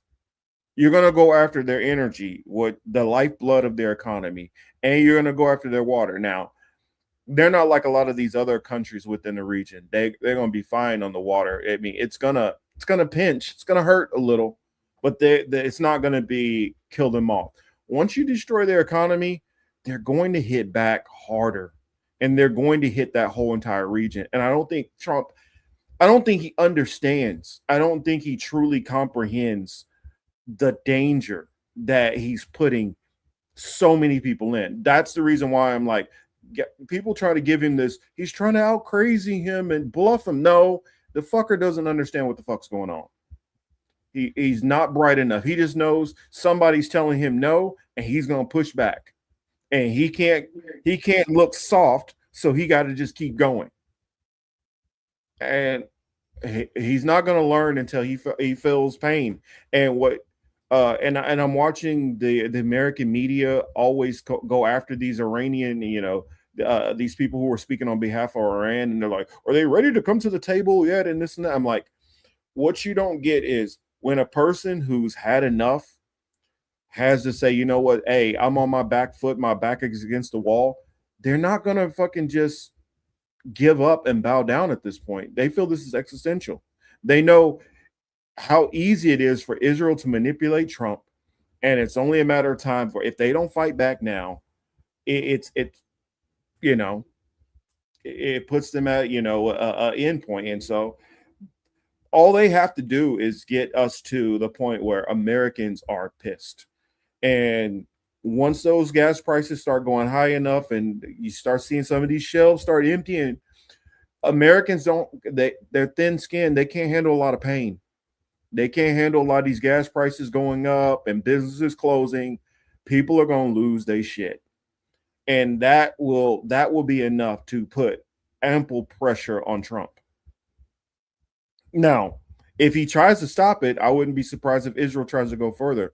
Iran has just launched massive strikes on Dimona, on their nuclear plants. So this thing is, I think it's only ratcheting it up. And even if they stopped right now, it's still going to be massive consequences down the road that we will feel. So I'm sorry, I ran on a lot. Y'all can take it. As you should. That was a good rant. Yeah, Trump.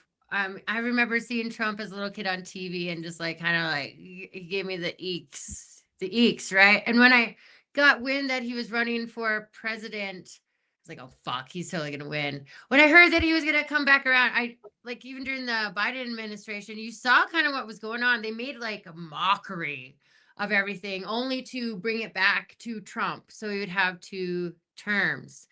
If you see the mega hats, it says the numbers, right? 2000.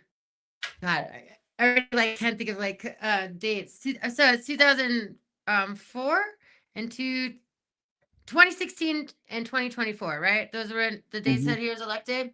When you add those numbers up in numerology, 9/11. So on Mhm. these mega hats, which means magic, the magi, the druids, it says 9/11 straight on it. Like my cousin wears a mega hat, right? And a lot of farmers, they wanted Trump because we had the Biden administration completely fucking 180 from like the administration, where they're like, people are just like, could not handle the absurdity, all the gender bending, all this rainbow, like with a robot, a literal robot walking out as our president, where people are like, we have to take our country back. And so Trump was like their only uh they said it's like their only way out. And maybe in a weird way it was definitely destined. It was definitely destined. But he's a businessman. He's a businessman, not a political man. I don't think really any of these politicians really know what politics really are. They're in the business of money and money laundering and making all these policies and making wars based off of that. It's insanity, and it's been going on for a very, very long time. Well, but technically, he's in the same business of money laundering too. Because Yeah, if he's you a really businessman. dig, yeah, but he's a failed businessman. Um, Hmm. like if you really go into Trump's background, he's bankrupted most of his businesses, and he's only been able to survive as a businessman by laundering money from every part of the world. And I guarantee you, he got he has money that has come from the Saudis illegally. He has money Everyone. coming from the Russians. He likes Everybody to under the chum. sun. He's been shaking hands and rubbing Mhm. elbows for decades.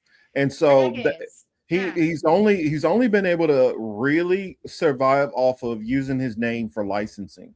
And so all of his businesses are, I mean, and then not to mention how much fraud that dude has just gotten away with. I mean, in fact, how he even became on the main scene in the first place is from fraud. I mean, so this He's a man has swine. literally been nothing but It a looks like Scottish criminal. Rite to me. Yeah. And deriving, like, so the Republicans, like the Democratic Republican Party, there was a one party system in this country until 1825, and they split it. It was one party, the Well, yeah, Democratic you had the Republican Party. It Democratic was one Republicans, and then you had the party. Whigs, I and know. then you had a couple of other ones. Yeah. And then Yeah. So those started to die off, and then the split. they Hmm. ended up splitting it, and so really it's two of the same party. The liberals and like the Whigs, they kind of all emerged, but it's the same party. And he saw his opportunity here, and I think, like any president, they become a huge puppet.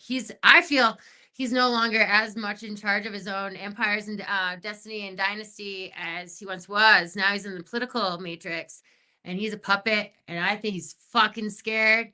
He's got some balls where he's like, let's do this, let's do this. But I think he's scared, where if he doesn't like take all these deals, and if he doesn't play ball with some of these even more ancient bloodlines, he's gonna like, the assassination will like hit next time. I don't know. Like, so he's just like every other president. Like, yeah, he's this big wigger, but they got him. They captured him because of the families that are above everybody else. They got him, and so now he's just another puppet.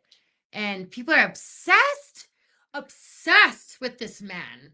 I have never seen it. Like, people are so blind to see how terrible like the Biden administration was, or any other, that they're obsessed with Trump. Either they love him or they hate him, and they can't wait to see what he does next, right? It's like, it's a sickness.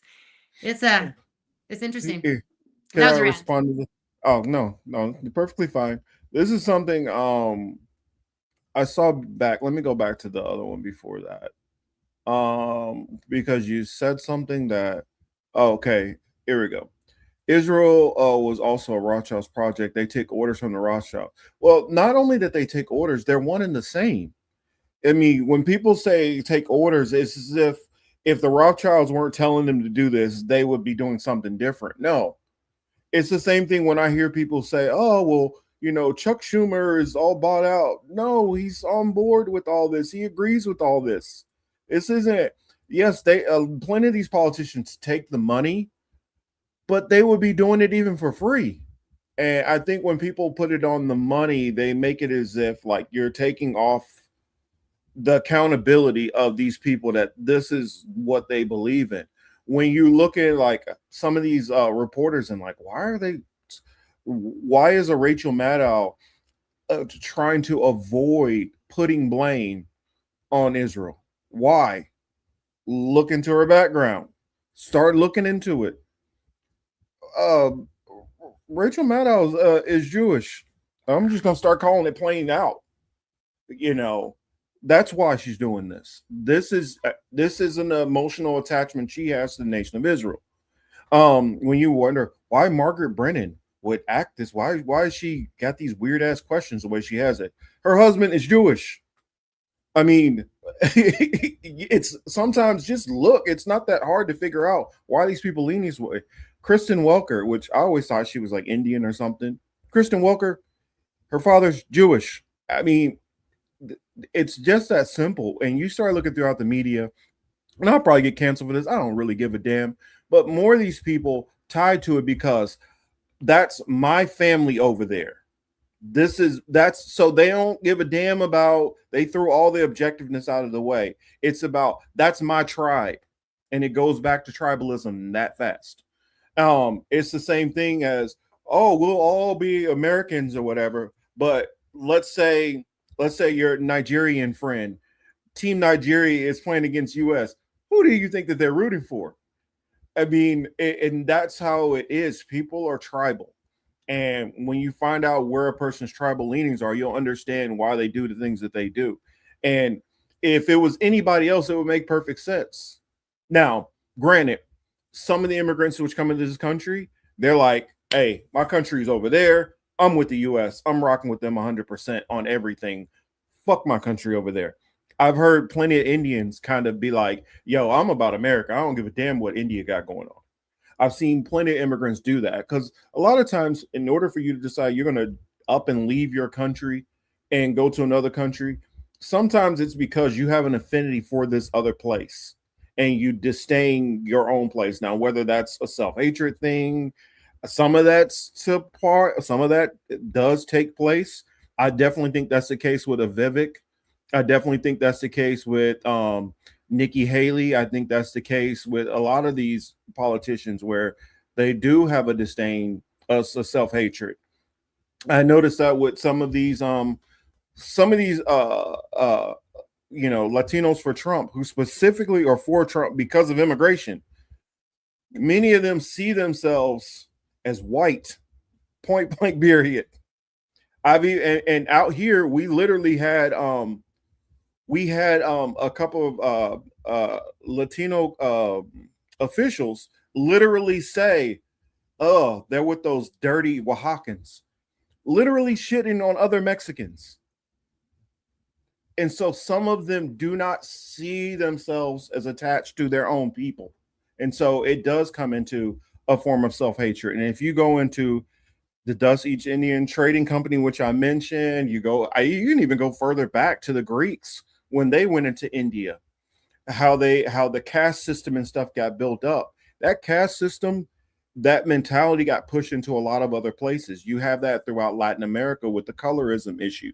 That goes back to the interview I had with Sweta Aragal, where her thing was called the Black Rose, and it went into the skin whitening that Indians and people in Africa and all that were doing because of their own self-hatred of their own skin tone. And so as much as people try to disconnect those things, that does play into some of these people's motives. I'm not saying all, but it does play enough of a role that it should definitely be mentioned, talked about. Till, where you at? I'm dying to hear your take. Well, I'm West Indian. That whole bleaching skin, whitening skin thing is like a epidemic. Yeah, in it's that bad. section of the world right now. Mm-hmm. And that really does come from colonial religion rhetoric you know, white is right, white is snow, all that good shit. Mm-hmm. Understanding that was a thing that was definitely like beat into, no pun intended, beat into the slaves of understanding like white is right. That's why you're in the position or you're in the predicament that you're in. So yeah, I ain't never, you know what I'm saying? It sucks because even now, you know, I hear when Mariah was like, you know, racism, it's not really racism. It isn't. It's classism, and then within the classes, it's colorism. So I won't even, you know what I'm saying? It's not racist. It's kind of like we are, and I think it's always funny that you bring up India, Marcus, because in a sense, the United States has picked up their caste system without saying that we've picked up their caste system. And you know, even though they have a couple of different levels before you get to the untouchables, it really just feels like we have the elite and the untouchables.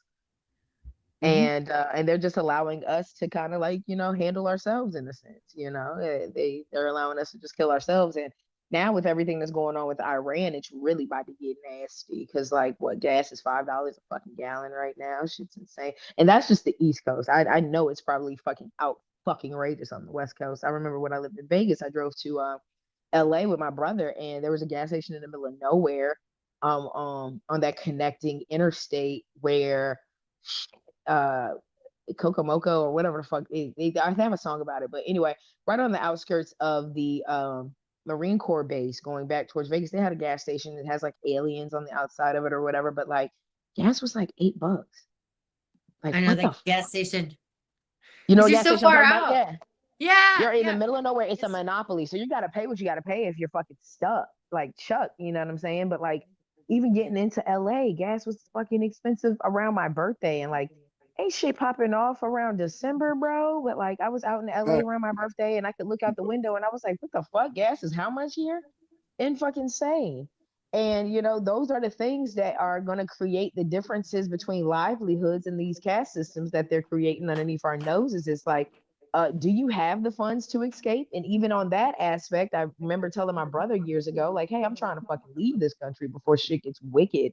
And now I've already passed my expiration date of leaving, and I'm kind of mad because I should have packed up and left, got the fuck on, you know. But like, you know, here it is now. Now we're gonna be in a fucking spiral of, do you even have the funds to leave? Because now they've made it a mission where, you know, flights to other places is expensive. Putting gas in a U-Haul to travel across country is expensive. Packing your shit up and utilizing the same ships that are being tariffed. You know what I'm saying? Like, god damn, they've made it so that you're stuck. They've created the invisible fences for you. Oh yeah, and right on time. Like the gas prices spurge right before summer when people actually want to take vacations. Right, like usually the second year of a presidential term when people get comfortable. Like it's like right on time because like when like stuff like groceries, gas prices, decided like live, like just regular shit for us to get by. That's when people start going against their establishment, but also like wanting help and change, right? So like, please help us, right? And then it also brings up where then you get more hostile to like, yeah, fuck it, war is cool, fuck it, racism is cool. People start turning on each other more when they like can't afford their basic needs. And that's done on purpose. It's done on purpose. It's right on time. It's all for and the whole thing with the gas prices. Are you, are you kidding me? Like these wars, we're not even getting that much oil from these countries. We have so much oil in Alaska, North Dakota, and in this country. They just don't want to like pay for the actual labor here because people get paid really well to drill oil in this country, and it's a lot of times shale type of drilling. So these oil wars is bullshit. It's such bullshit. And even using the word fossil fuel it's propaganda because like it's limited. It's only from the one era of dead dinosaurs. Everything that dies becomes a black goo that sips down into the earth. And so this oil is constantly being like renewed. And the fact that the prices fluctuate so much too, like we have a lot of it. The electric cars is a scam. The idea is good, but these things like blow up, and then everybody's in line at these electrical like chargers, right? I live in rural Colorado. There aren't any electrical chargers, right? So there's this is propaganda even about that, about what the wars are about. It's not yeah, they'll take their resources, but not about the resources like to begin with, because we don't need what they say that we're after. You know, like it's just barbaric to be like, oh, we need their women and their oil, so we're gonna go bomb them. It's bullshit. It's bullshit, and it's all part of these proxy wars. Keep everybody in human flow. They love their new technology. They love their weapons, and they want to use them. Why would you not? Yeah, I boys mean, play with toys. I think that the whole oil thing, the reason why they worry about these countries' oil, whether that be Venezuela, Iraq, Iran, it's more about a control thing than anything.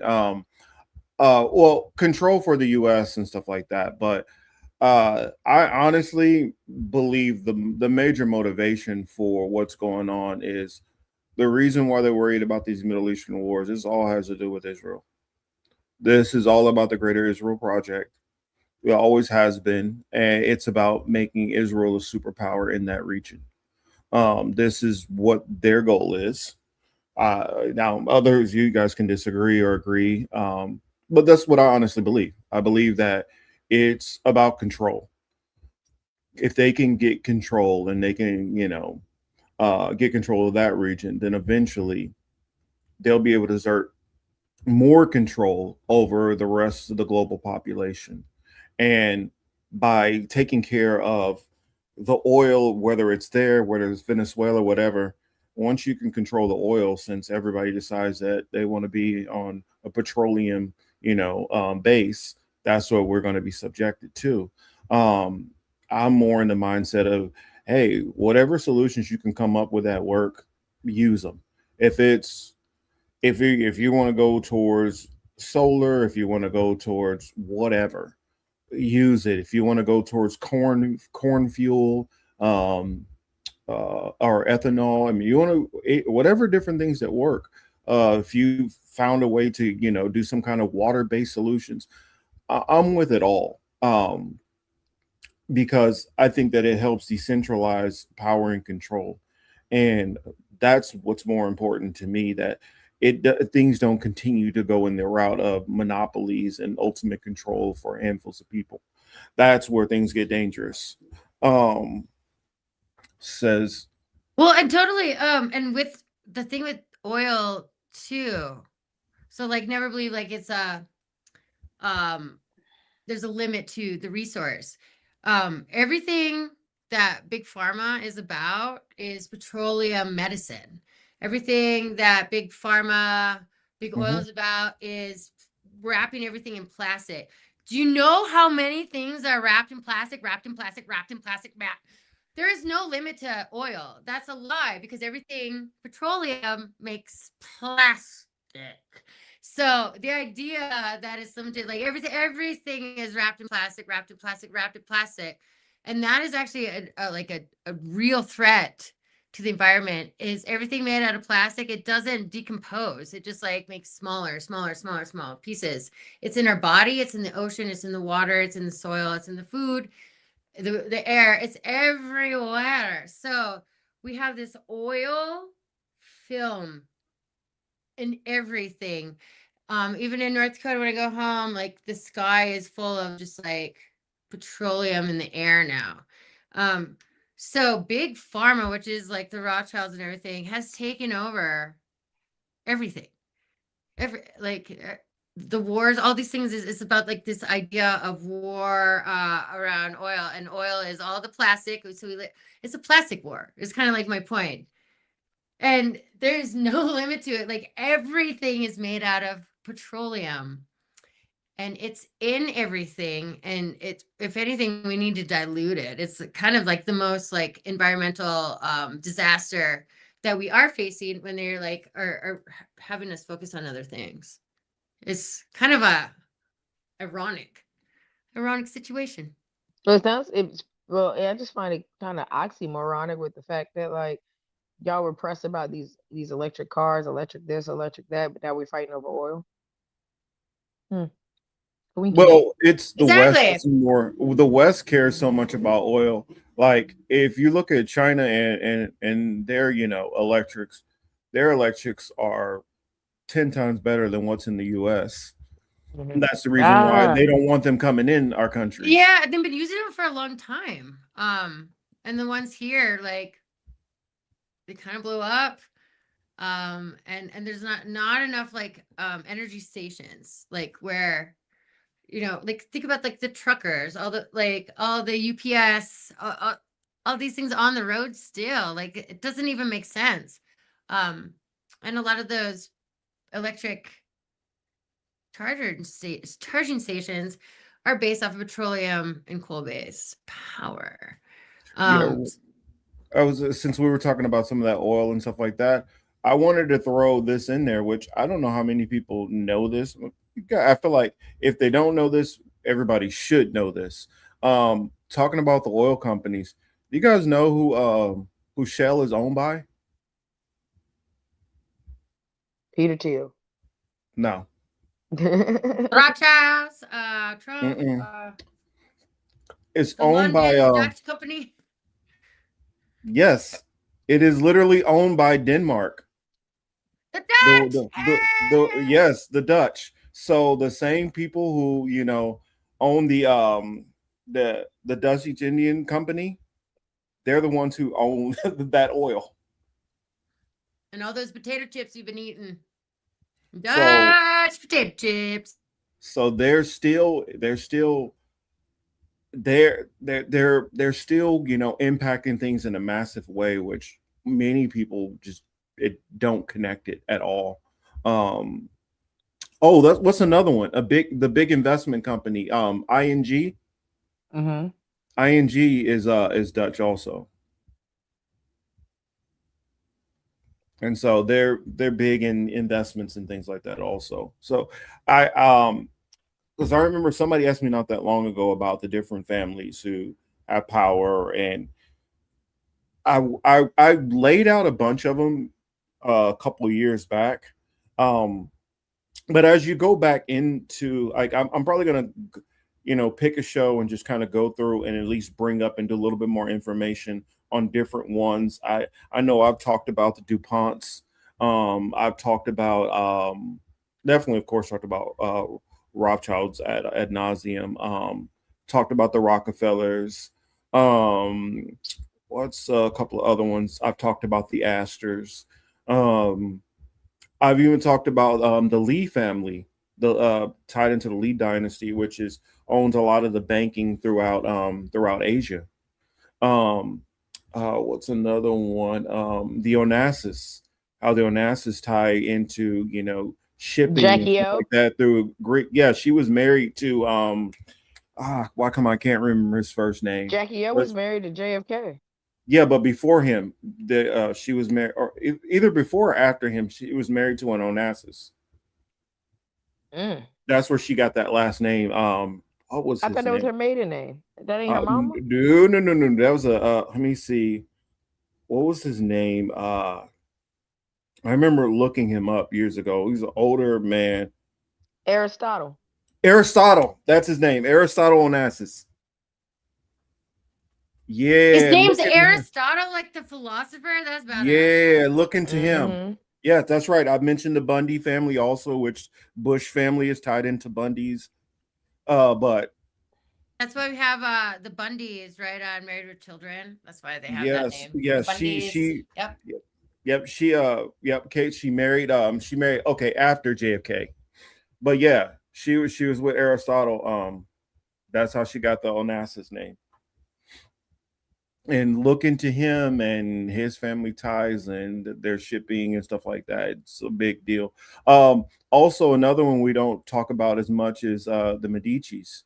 The Medici's and their tie and how it goes down, and the House of Windsor. And it's many families who are involved in this, and there's some of the newer families who are involved also, which have massive power.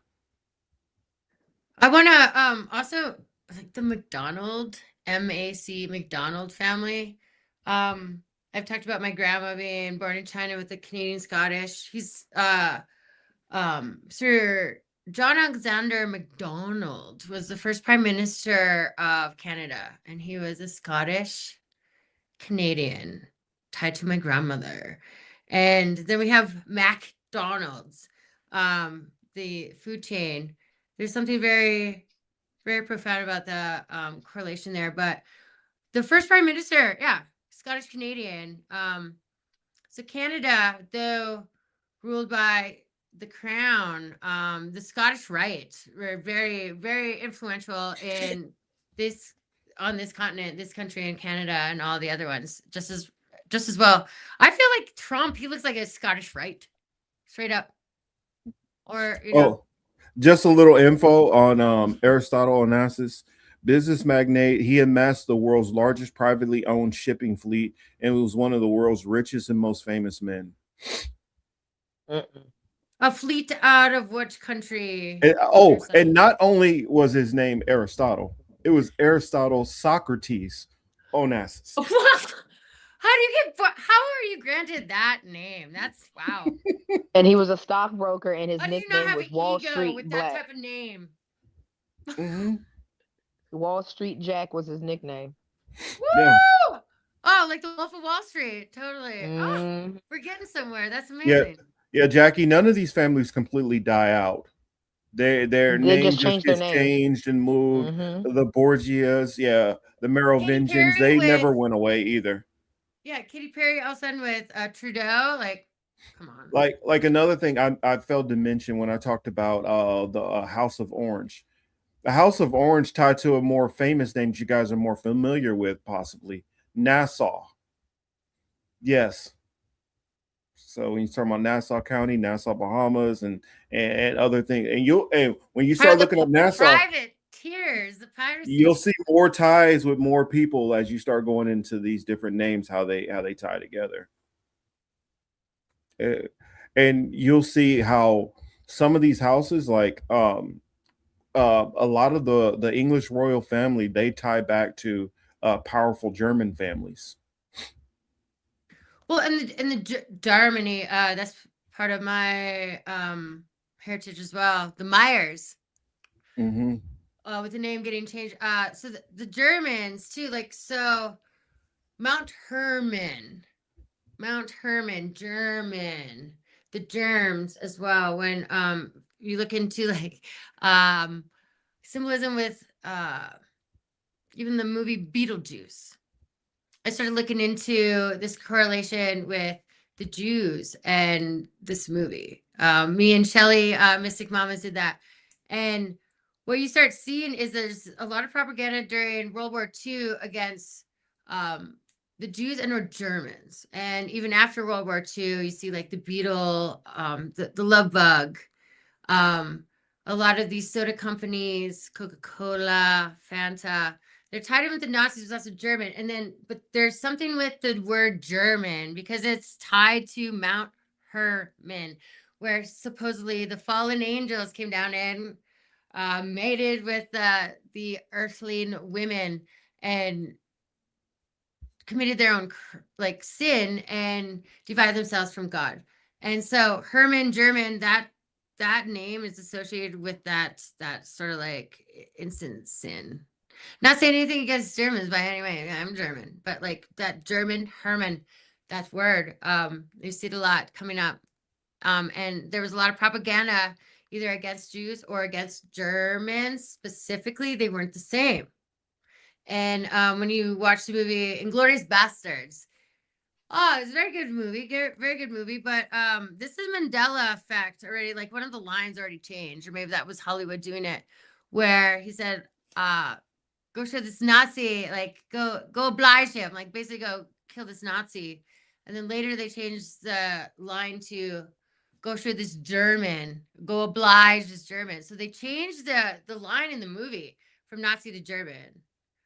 Because they weren't one and the same, and there's like they're taboo to both of them. I don't know. What are your thoughts on that? But yeah, German, Mount Herman, and there's also Mount Moriah. By the way. Mariah, I believe, goes back to biblical. So yeah, a lot of those early Bible thumpers went around naming, like for instance, like Moab in Utah is named from Moab of the I live Bible. next to Moab. It's right over Hmm. there. Yeah, Moab goes to the Moabite people and the Moabite stone, and it goes into a lot of history once you start digging into that part of the Bible, because people started to question if the Moabite people were actually a real thing until they found the Moabite stone. And for those who don't know what the Moabite stone is, it's almost like an early aged Rosetta Stone, where it had multiple different language, it had multiple different languages, same thing, but saying it in those different languages. And that's why they were able to say, okay, well, this was the actual people. There's a language here. And then eventually they started to find the territory, which they attributed to the Moabite society. Yeah. But what was it I was going to say? I was going to say something that I went way off track and forgot. But yeah, as you start looking into these families, you'll start to see more and more correlations and ties. Um, and No, the Moabites. Thank you for reminding me about that. I need to like Moab is 70 miles away from me west. I'm right in the southwest, like the Four Corners. And one thing that I've noticed about like petroglyphs, I started falling in love with petroglyphs. There's a lot of Anasazi ruins in this area. We could tell that the natives they were migrating. The Hopi might have a very famous migration, but even after that, where the natives were migrating, and they were these cave dwellers, and they would make awesome dwellings to live in these caves. We could tell they weren't there for too long, and they were hiding from something. Like they had pulleys and ladders to go down into the cave, down into the canyons, and then like make living quarters. So we've been talking so much about the North American history. It goes when all these natives were emerging from the underworld, like it's insane, the petroglyphs and some of the stuff that you can actually see, because they're trying to tell us a story. And Moab, the Southwest, like all of it, I've seen the same petroglyphs here as the same on the island of Maui. The same petroglyphs, they're all seeing something maybe in the sky. And this is a transition of like the old world to whatever was happening when people were emerging and rediscovering this continent. They were on the move. They were being hunted. There was stuff going in the sky. And if anybody ever wants to travel here, like some of the best human history, I guess like archives are in these cave like drawings. Like and it's universal on this continent. When you go to different places, you see the same petroglyphs. So I don't know if anybody else has seen like any sort of like mounds, petroglyphs, like or Be some sort of safe, man. Hold sign on, from Mariah. Hold ancient on, human Mariah. history. Yeah, go ahead. Hold on. Buy bad cookies. Be safe on these streets and the highways and byways. I hope they're celebrating a great solar return. Peace out. yeah, I thank you for joining us here. Much appreciation, back cookies, and hey, hopefully it is. Hopefully you have a great time. Happy equinox, Teal. It was good chatting with you today on the podcast. Can't wait to see you again. Oh, that's what I was gonna say.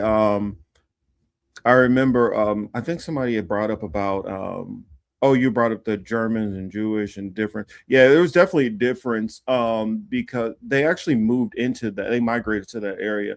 Initially before that they were in Russia, before that they were in what's modern day Ukraine. Plenty of them were still in those areas and were spread across those areas. Um there's a little dispute on where they were right before that, but I was able to see definite evidence that many of the modern Jewish population, or at least the Ashkenazim or Ashkenazi population, actually came from a group of Jewish people who came out of the Roman Empire. I was able to track that to even a certain particular family, and that's where they claimed well, many of them who crossed over to that part of Ukraine and that area, and then eventually spread into Russia, Germany, Poland, Hungary, all of those different areas. Well, and again, bringing it back to when all these immigrants, all these new, the new world of North America, right? All these immigrants coming over from everywhere.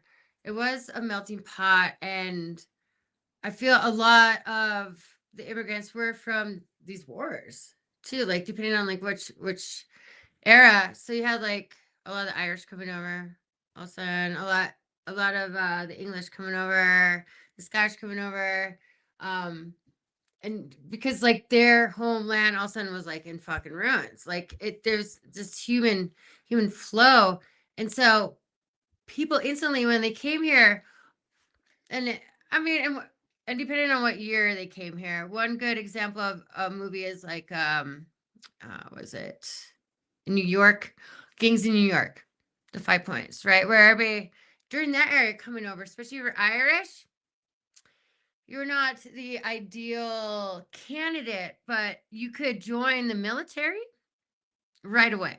You could like welcome, join the military, here you go.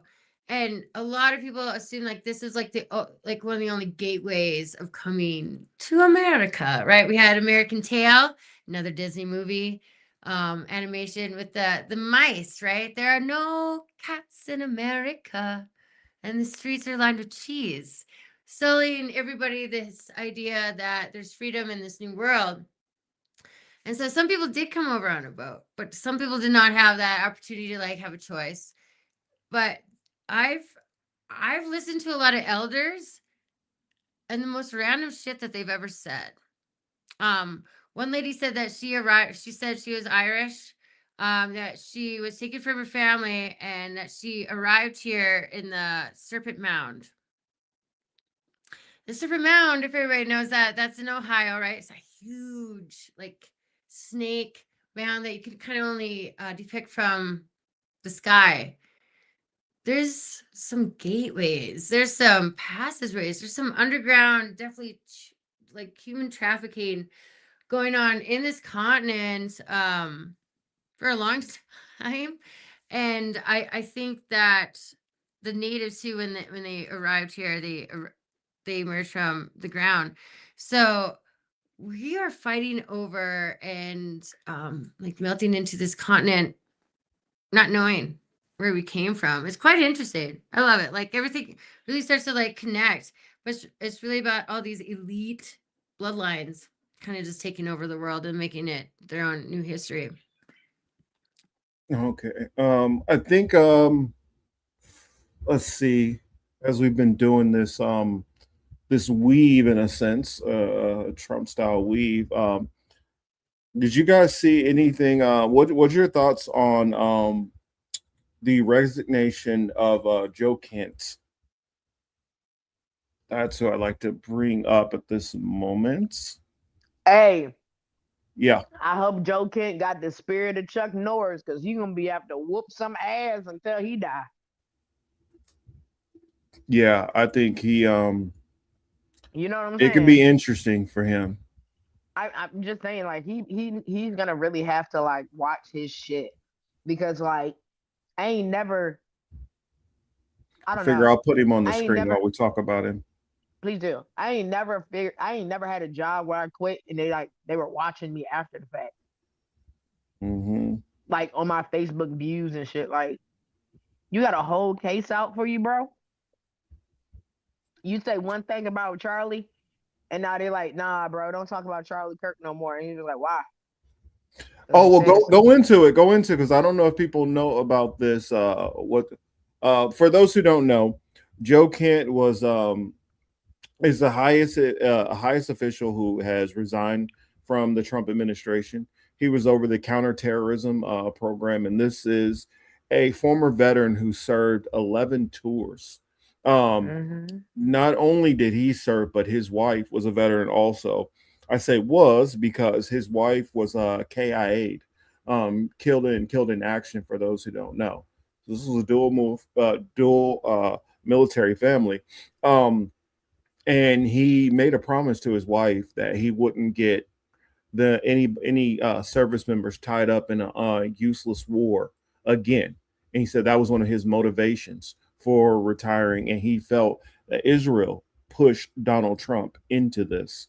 He said there were plenty of people who were in the room who were arguing against this path, and a lot of those people were isolated away from Trump, so he could never hear their perspectives. And he was saying that he still has hope, that he felt like because Trump pays so much attention to media and he's influenced by what the media says, that that is reason part of why he decided to resign, because he felt that some work can still be done from the inside, and he believes some people are still inside for those reasons.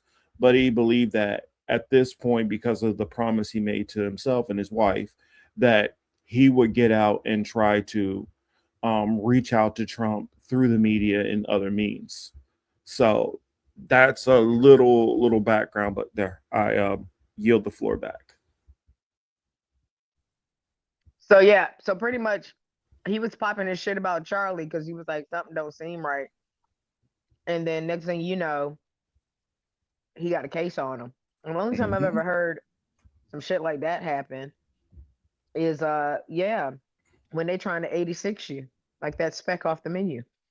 So to go to work and say, hey y'all, here's my 2-week notice. And they're immediately like, yeah, fuck that 2-week notice. We finna follow you for the rest of your life. Like, that's crazy. Well, I mean, I think the main reason behind that is, they're trying to put fear into this man and try to back him down. And I think that, I mean, me and Till talked about this the other day. It's a possibility that they might, he might end up getting Charlie Kirk, and more than likely from a distance, or they get somebody close to him. Yeah, get somebody close to him to do it while his guard is down. I think you come at this man while his guard is up, and it's going to be a lot of body bags leaving out that aren't him. So I think it. Well, it all depends on if he stays at the course he's kind of speaking right now. He's kind of tepid. I think that there's a possibility that as things escalate and he realizes that his attempts are futile and Trump is not going to acquiesce to anything that he says, eventually things are just going to devolve and get worse. And then he'll start speaking a lot more freely. Because I understand how military people tend to be, especially when you're still kind of in that mindset. You're still very reserved at criticism towards the chain of command or leadership, even when you disagree with them. You're still trying to always parse your words. And I think he's still at that phase right now because he's still that gun-ho type. But as he starts to get out of that and maybe deprogram just a little bit more, I think he's going to get a little bit more loose with his words. And I think that at that point, that's when he's going to be in actual real danger. Well, isn't it crazy that that's how it goes anymore? Like, us three, we're talking on podcasts. We're talking about stuff we probably shouldn't. That's why I've always wanted to keep it like DL. You shouldn't, if you have real shit to say, you shouldn't want to say it for publicity. But the more that anybody fights back, they're trying to make it very clear that no, we're not going to do that. If you want to fight back and be outspoken against us, even if like maybe you they're making examples of people again. Like we're going back to holy wars, and we're going back. The astrology shows it. Like we're going back to some like wartime tactics where a lot of people living right now have not experienced. And so we're not ready, and we're not ready to like what could come. It's a different type of war that's coming though too, because of the technology, the propaganda, the social media. The war is happening in different ways, even though we have bombs, people on the ground a little bit more, right? Like but there's this like constant need to keep people at war, and if you do speak against it, they will make example. Even during Nazi German war, I've read several books where I can't remember the name of the book. It was amazing though.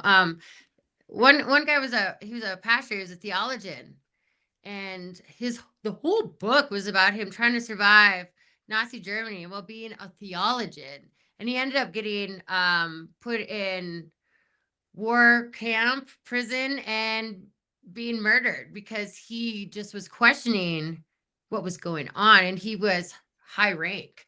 So the higher rank you are, and the more you question, the more higher risk you are. And that's why people stay humble, and that's how they like it. Stay sheep, y'all. I need to. I feel like I just want to recognize we've had some interesting trolls in the chat today. I don't know, very interesting. Oh damn, I ain't been paying attention to the chat. Yeah, I saw one earlier. I didn't even pay them any attention, but I just saw one in there talking about open borders. I'm like, who the fuck is talking about open borders? What are you talking about? I don't know. It's just some interesting people. People need to like put the pipe down for a while.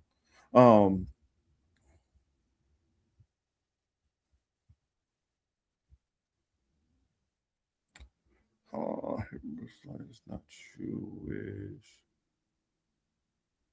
Huh? Okay, I get. Okay, I was reading something that TTW SUF was saying, but I get what they're saying now. I don't know. I just at this point, like, I don't argue with like trolls. Like, if you're gonna troll, really, I just kind of read in like interesting because I don't know what I can never understand the mentality of a troll. That's why it's like if I'm watching something I don't like watching, I turn the channel. I don't invest in like paying attention to something I dislike or disagree with. But oh yeah. On Joe Kent though, I think that it is very interesting that he was talking about in the whole Charlie Kirk thing. He said one of the last things Charlie Kirk told him is to stop them from going to war with Iran. Now, at the time when Charlie Kirk was, I'm trying to like remember off the top of my head roughly that time period, but like I don't think we were at the point of going to war with Iran yet. I mean, I'm trying to think. Well, maybe that was around the point of the 12-day war, maybe. But I'm like, I'm having a hard time trying to figure that timeline. Like, what did Charlie Kirk know behind the scenes? I don't know. I'm trying to. I don't know. In the chat, if you guys can help us, help me with that timeline. When was Charlie Kirk taken out, and when was the 12-day war with Iran? Because if he was talking about the 12-day war, okay, then that makes some sense. I don't know. Do you know Voodoo? Nah, not for real. I'm like, I'm trying to blank. I just remember before he died, he was like, please don't get into it with Iran. And then that's when he was also like really anti apple juice and Welch's, you know. Let's see. I'm gonna look that at then he got clapped up. Then he got clapped up by the you know the supervisors of Welch's grape factory. The Welsh. Yeah, Welch's grape factory. And that's you know, that's the Welsh clan. You know, I've been part of the Welsh past lives. It all nah, kind Mariah, of adds that's my code word for you know them certain people. Them people over there. Them people over there. Well, think about like, okay, so Iraq, that when they started bombing that, I was in randomly Puerto Rico, spring break, my first spring break, 2003. And since then, like I knew that like this like NATO like type of takeover, they had this idea of many of the Middle Eastern countries. And so all of a sudden, like Iraq, I'm like, we haven't taken that one over yet. Like I already thought it had happened already because I already knew what the plan was. Like the start of like us bombing Iraq with George W. fucking Jr. You know, this has been ongoing and a plan for like a long time. Taking all. I just did a little research. Oh no, TTW US. I wasn't saying you were the troll. No, it was somebody else. I wasn't calling you a troll. No, it was somebody else completely. Mistrolled ya. Yeah. Yeah, we weren't talking about you. Because a lot of those trolls, they just drop something, and then if nobody responds to it, then they just dip back out.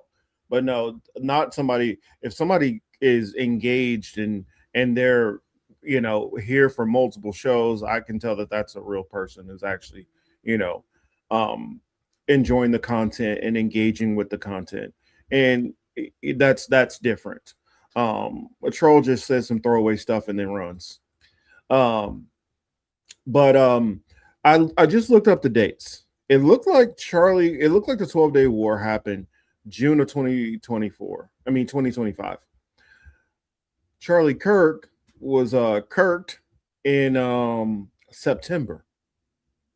So it had been over. The 12-day war had ended. Why was he so concerned with us going to war with Iran? It almost seems like he knew that there was a major push for this to happen. And so that would be easily what was it now? March? What is that? I think we were hearing about I want to say, thinking back on it, I think there was talks and a push on that everybody expected that was going to happen around the first of the year. So I guess maybe that could be why. But I don't know. It just seems kind of odd to me. Well, the astrology plays a big part in the energy that goes on this planet, but also these globalists, they pay attention to it. Throughout time, they've always had like their wizards or their priests, their magical magi by their side to tell them when to start war or not to, like looking at the stars and using that magic, the magi. So I really like, so Aries is ruled by Mars, which is the planet of war. And we just entered Aries. Yep, we just entered Aries. And about a few weeks ago, Neptune and Saturn also entered Aries, conjunct at 0 degrees. I'm sorry, 0 degrees. It was a big conjunction, and it just kind of threw us in this like new era of war. Saturn does not necessarily like to be in Aries either, because it goes beyond the horizon. Aries is the first house of the astrological zodiac, and so it actually dips down the horizon before it comes up and around again. So right now is the equinox, but it's also the very beginning of the zodiac new year. But with all this Aries energy, they're taking advantage of it. So it's like the energy almost happens automatically, but like the ones that like pay attention, they're using it to their advantage. This is wartime. The last time Neptune was in Aries, it was a holy war. It takes a really long time to make that orbit around back to the same place. It's a slow moving planet. It's one of the outer ones. And so we are seeing, and that's why I bring up these books. They don't talk about astrology as much, like the generations for turning, is because they do pay, the writers paid attention. It's 420 where I'm at. Holla. They pay attention to astrology, but also astrology, the energy happens anyway. So if you're tapping into it, they're using it to their advantage. And with this fourth turning, we are in the fourth turning where the boomers are going to see their grandchildren have to go to war. A draft is very possible. Because also the fourth turning, that's also has to do with the feminine and masculine energy. With hard times, you create strong men. The masculine energy overall, and I'm not talking about just the men, but overall collective has been very weakened. Hold on one second. Yeah, go ahead. Jackie, thank you as always. Thanks, for joining us, and have Jackie. a good night. We love it when you come by. Yes, we do. We love Jackie. But yeah, carry on.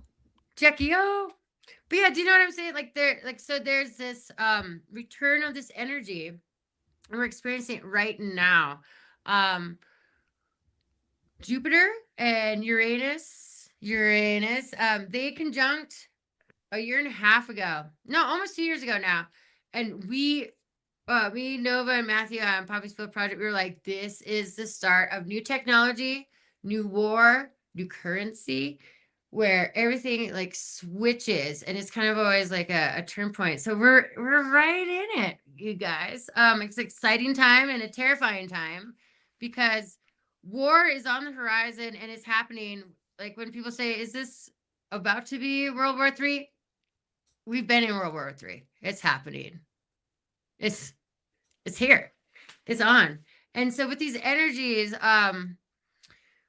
you also have to work with it within your own personal self. Like, so we also have this war going on maybe within ourselves and with our evolution, and the timelines are splitting to where you can like actually literally not be on the same plane timeline as everybody else anymore if you're at a different frequency.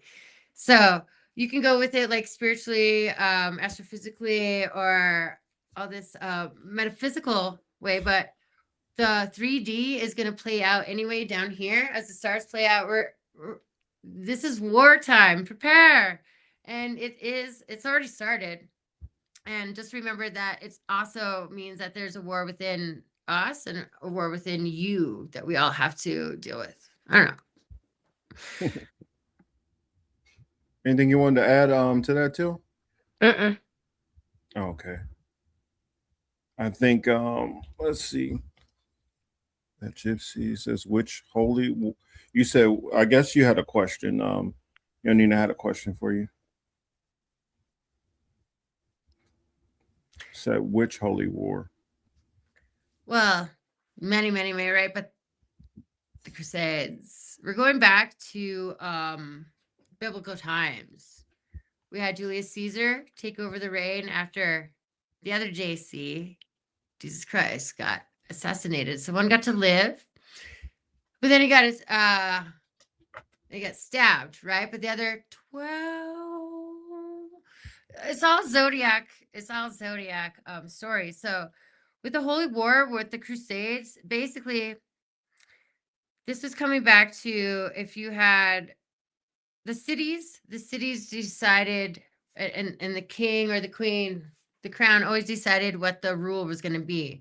And especially with Constantine, the new Christianity was about to take over because they wanted to take over and decipher the new calendar. The calendars are either based off of sun, lunar, or both. And the Romans couldn't really like figure it out. They're kind of like, how about Saturday lasts like 2 days? And so, and that's kind of, it was loosey goosey. There's 8 days a week. But they eventually, they went to the experts like the Egyptians and the Celts, the new astrology, and they decided what the calendar should be. We have a calendar that's based off solar lunar. And a lot of the holidays clash because one is based off of lunar, one is based off of solar, and then a real calendar is based off a book. So what's my point with this? The Crusades. The Crusades was basically about the Roman Empire. They adopted a new calendar and a new religion where the Romans rewrote the Bible, and then they went out and they made sure that everybody, this is like, hey, this is the new philosophy, this is a new idea.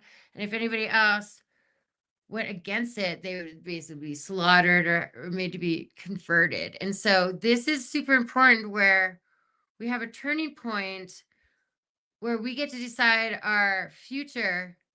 We could fall down to this false matrix and this AI bullshit that is rewriting our history, rewriting our religion, rewriting how we think. Or we could take it upon ourselves and remember who we are and not let this AI is going to be the new religion, not let it take us over. We're like, nope, AI said this, you're wrong. That's where it's going to come down to. We're at the turning point. That's the new holy war. And thank you for asking that. That's the new holy war. It's not between if you're pagan, the pagans would be the ones in the rural areas, right? If you're in the city, you were the Democrats, you're liberal because you're in a blue city, and then everybody else around that city is Republican, red, or pagan. And I'm talking about old days, like even Robin Hood type of like stories, where if you didn't adapt to the new eras of the city and you're pagan and you're still like connected to the earth, they would slaughter you or prosecute you. And that's kind of like what's going on today. I live in Colorado. I live in rural Colorado, and like even the little ski towns and cities, they're super blue. And then anybody around them is super red because they either grow cows or grow weed or, you know, something like that. And it's still the same with that class differentiation. But the Holy Wars is happening right now because it's not about the religion as much anymore as AI is the new religion and the new God. It's a long rant. But yeah, I hope that answered your question. All right. Let's see. I'm trying to see what other topics have which I wanted to go into, which I haven't touched yet. Oh, what's his name? Mark Wayne Mullen is running for office. Oh, not running for office, but his up for nomination. I don't know if you guys are familiar with this story or not. Mr. I'm gonna pop right? my collar. Yeah. You know, He be trying to okay. fight people in the Senate. Yeah. That's And crazy. it's funny. I kind of want to share this with you guys. What's his name? Rand Paul kind of went. How's that not three names? I don't know. Yeah, I guess that shows how. I mean, I guess that's a special level of country unlocked when you got a double first name, Mark Wayne. But yeah, I don't know how this dude is in office. Well, I do. It's Oklahoma. I mean, it makes perfect sense. Oh shoot, I share the wrong one. Yeah, I didn't mean to share that one. Sorry. Hold on a second. Let me get it. Yeah, Mr. Mark Wayne. I just look at him as like, wow, I know for half of his people he has to be a freaking embarrassed. Why does it keep switching on me? That's weird. That's why I did that. Okay, so here we go. And so this is Rand Paul asking him his stance on violence. This is a senator who stood up and was literally trying to have a fist fight and wanted to hop over the bench and fight somebody. He also, yeah, it's hilarious. So we'll play a little bit of this and we'll talk on the other side. In the days after the fight, you said, and I quote, sometimes people just need to be punched in the face. Is that still your opinion that political disputes can sometimes and often only be resolved by violence? No, I don't always agree with that. I don't believe in political violence. I've made that very clear. But sometimes people do need, theoretically speaking, sir, I get it. It's about character assassination for you. That's the way this game is played. I understand it. And you are making this about you, which is fine, but that doesn't keep me as Secretary of Homeland Security. Character assassination when you were the one lauding the assault. Who do you think started that character assassination? I'm just repeating what you have done in character assassination. I'm repeating your support for the assault. So that's somehow something I started? No, sir. What I'm saying is you're adding a lot to it. In the days after the fight, you did many interviews in which you justified the violence as historically justified by precedents, such as caning and dueling. Is it today your opinion that the caning of Charles Sumner was not only justified, but argues still for resolving our political differences with violence? What I was simply pointing out is some of the rules that still apply to this body. For instance, dueling with two consenting adults is still there. I was pointing out what is still illegal for 170 years. There's no precedent for legal dueling. Even then, they fled the country. Do you realize that the man that beat Charles Sumner with a cane, he beat him till he was unconscious? You know why no senators intervened? Because his friend held a gun on the other senators, and he kept beating him until he crushed his skull. That's what you're insinuating as the president of the Senate, and that's what you live by. That is a very, very dangerous sentiment.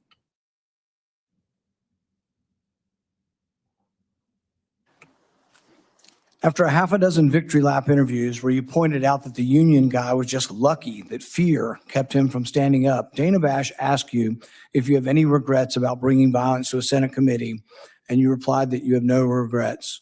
Today you've said you have no regrets about being happy, being completely understanding why I was attacked from behind. You had no regrets about, instigating a brawl in a Senate committee hearing. Are those still your opinions? Mr. Chairman, you're going to have your opinion. I'm going to have mine. As Secretary of Homeland Security, I'm going to bring peace of mind and security to this country, and I'm going to stay laser focused on that. Support journalism you trust. Support PBS News. Donate now, or even better, start a monthly contribution. He's a bitch. Yeah. He's a bitch.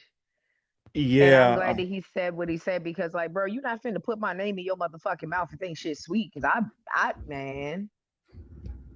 And when he went into I remember when Rand Paul, sorry.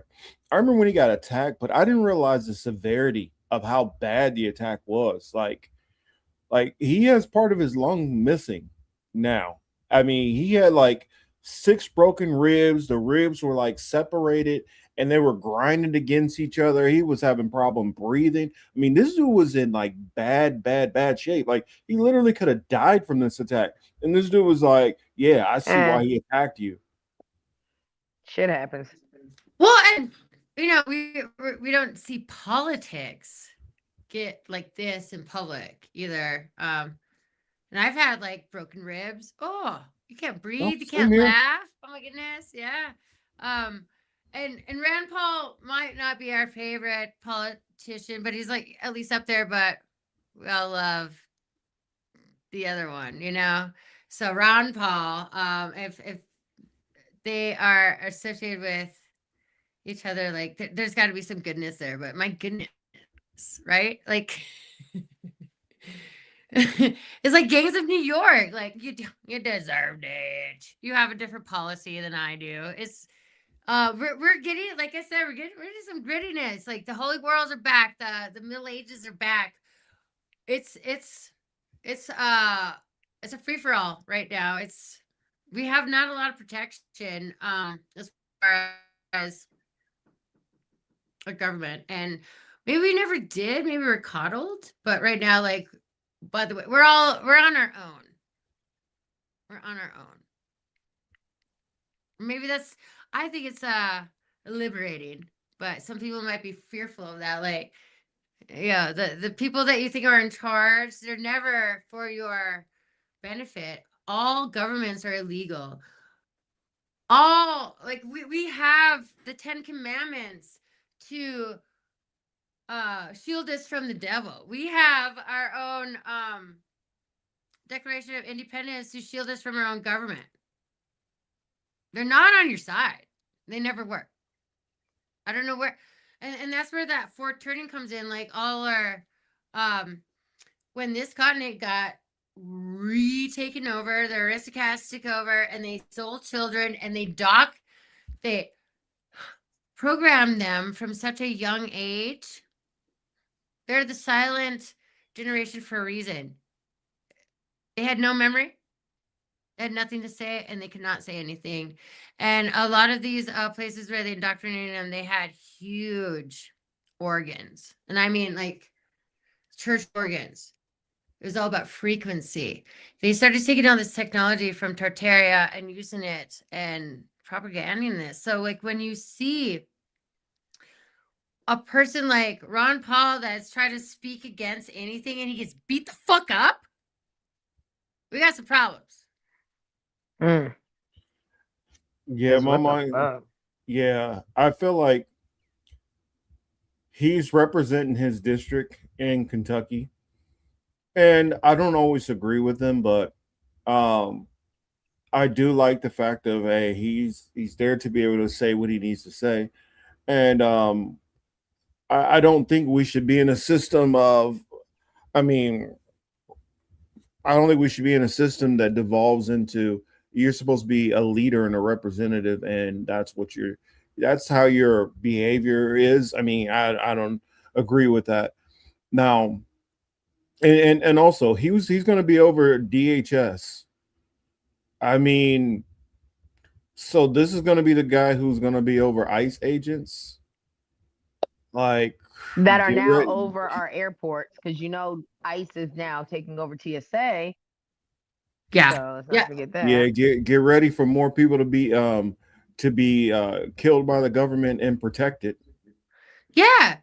Right? So it's like even the most trusted politicians that we think we have, they're all bought and sold. Like they're all bought and sold. And TSA is another maritime law situation. As soon as you go through the thresholds, you're on a ship. You're in a whole other time of law. Same with concerts. Do you know how many concerts I've gone to? I love live music. But at a young age, I had to see how it worked. Because I work backstage. I'm the one that eats acid and goes to the front of it too.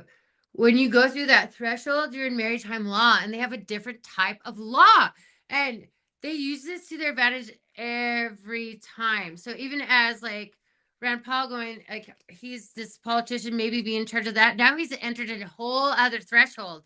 He's entered another ship. He's on the ICE ship now. We can't get him back. He's entered a whole new threshold where now he has to answer to different entities where he didn't have to do before, when he was just Rand Paul's son, and also just a senator and a dentist or something. Let me get that wrong. But you know what I mean? He's entered a new threshold, a new level of maritime law. Now we've lost him. Yeah, I'm gonna try to. I guess take it for a second. I'm gonna try to find that video where he was going into detail talking about the attack. Because when I was hearing it, I was like, I heard the attack. I heard some of it, that he broke some ribs, but I didn't know the severity of it until I heard him going in. So I'm gonna try to find that video real quick for y'all. See.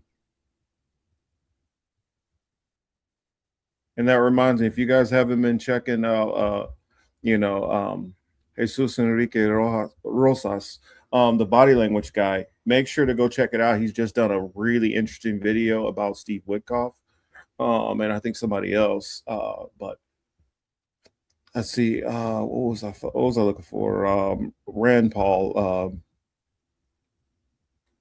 Rand Paul attack. Okay, there we go. Attacked by his neighbor.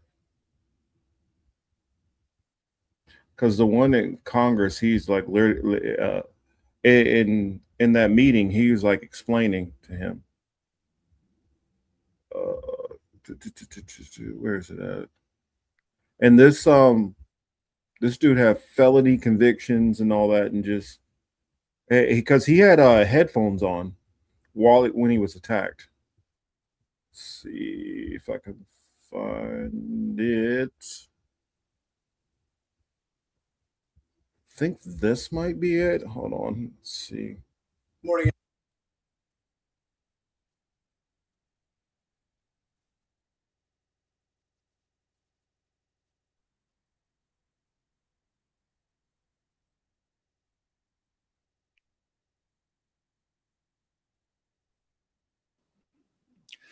Through the years, I've personally been exposed multiple times to political violence. I was in the right field batting cage when the crazed shooter unleashed nearly 200 shots at our congressional baseball practice. I'll never forget Steve Scalise valiantly trying to drag his body away as the gunman continued. Later that year, a Trump-hating felon attacked me from behind in my yard. I was just straightening up from picking up a tree limb. I was wearing noise cancellation headphones. Never saw him coming. Running pell-mell down the hill. I was struck in the back. The force of the blow sent us through the air nearly 10 feet, down the hill until his shoulder impaled me as we hit the ground. 6 of my ribs were broken. 3 of the ribs were completely separated, such that for weeks, the ends of the ribs would grind upon each other. My lung was damaged. For weeks, I could inhale, but not have the rib strength to exhale. I developed 2 pneumonias. The pain was such that I could only sit up in bed by tying a rope to the foot of the bed and pulling myself up. But even then, the pain was that of 1,000 knives. Over the year of recovery, I began to cough up blood. I underwent removal of part of my lung. Complications led to an infection in the space between my lung and chest wall. I spent a week in the hospital having the infection lavaged every 6 hours through a chest tube. Recently, Senator Mullen, if you have time to listen, you were confronted by constituents that were angry because you voted against my amendment to stop all funding for refugee welfare programs. Instead of explaining your vote to continue these welfare programs for refugees, you decided to transfer the blame. You told the media that I was a freaking snake and that you completely understood why I had been assaulted. I was shocked that you would justify and celebrate this violent assault that caused me so much pain and my family so much pain. I just wonder if someone who applauds violence against their political opponents is the right person to lead an agency that has struggled to accept limits to the proper use of force. You might argue you were mad and upset about being confronted by your constituents. But Senator Mullen, your constituents are justifiably upset with you. By now, most of America knows that the Somali welfare fraud in Minnesota stole over $9 billion. But instead of defending your vote, you took to continue the vote to continue these refugee welfare programs. You chose to lash out at me. You went on to brag that you'd already told me to my face that you completely understood and approved of the assault. Well, that's a lie. You got a chance today. You can either continue to lie or you can correct the record. You have never had the courage to look me in the eye and tell me that the assault was justified. So today you'll have your chance. Today I'll give you that chance to clear the record. Tell it to my face. If that's what you believe, tell it to me today. Tell the world why you believe I deserve to be assaulted from behind, have 6 ribs broken and a damaged lung. Tell me to my face why you think I deserved it. And while you're at it, explain to the American public why they should trust a man with anger issues to set the proper example for ICE and Border Patrol agents. Explain to the American public how a man who has... I don't know how you have the nerve to even respond to that. I mean, it looks like he isn't dead to right, so. Oh yeah, well, and Rand Paul's gonna show up with facts. He's gonna show up with evidence. I'm yeah. My mindset is, dude, just know you're not getting this nomination. Enjoy the fact that you are a senator and just hope that you can stay in office because you obviously don't deserve to be there.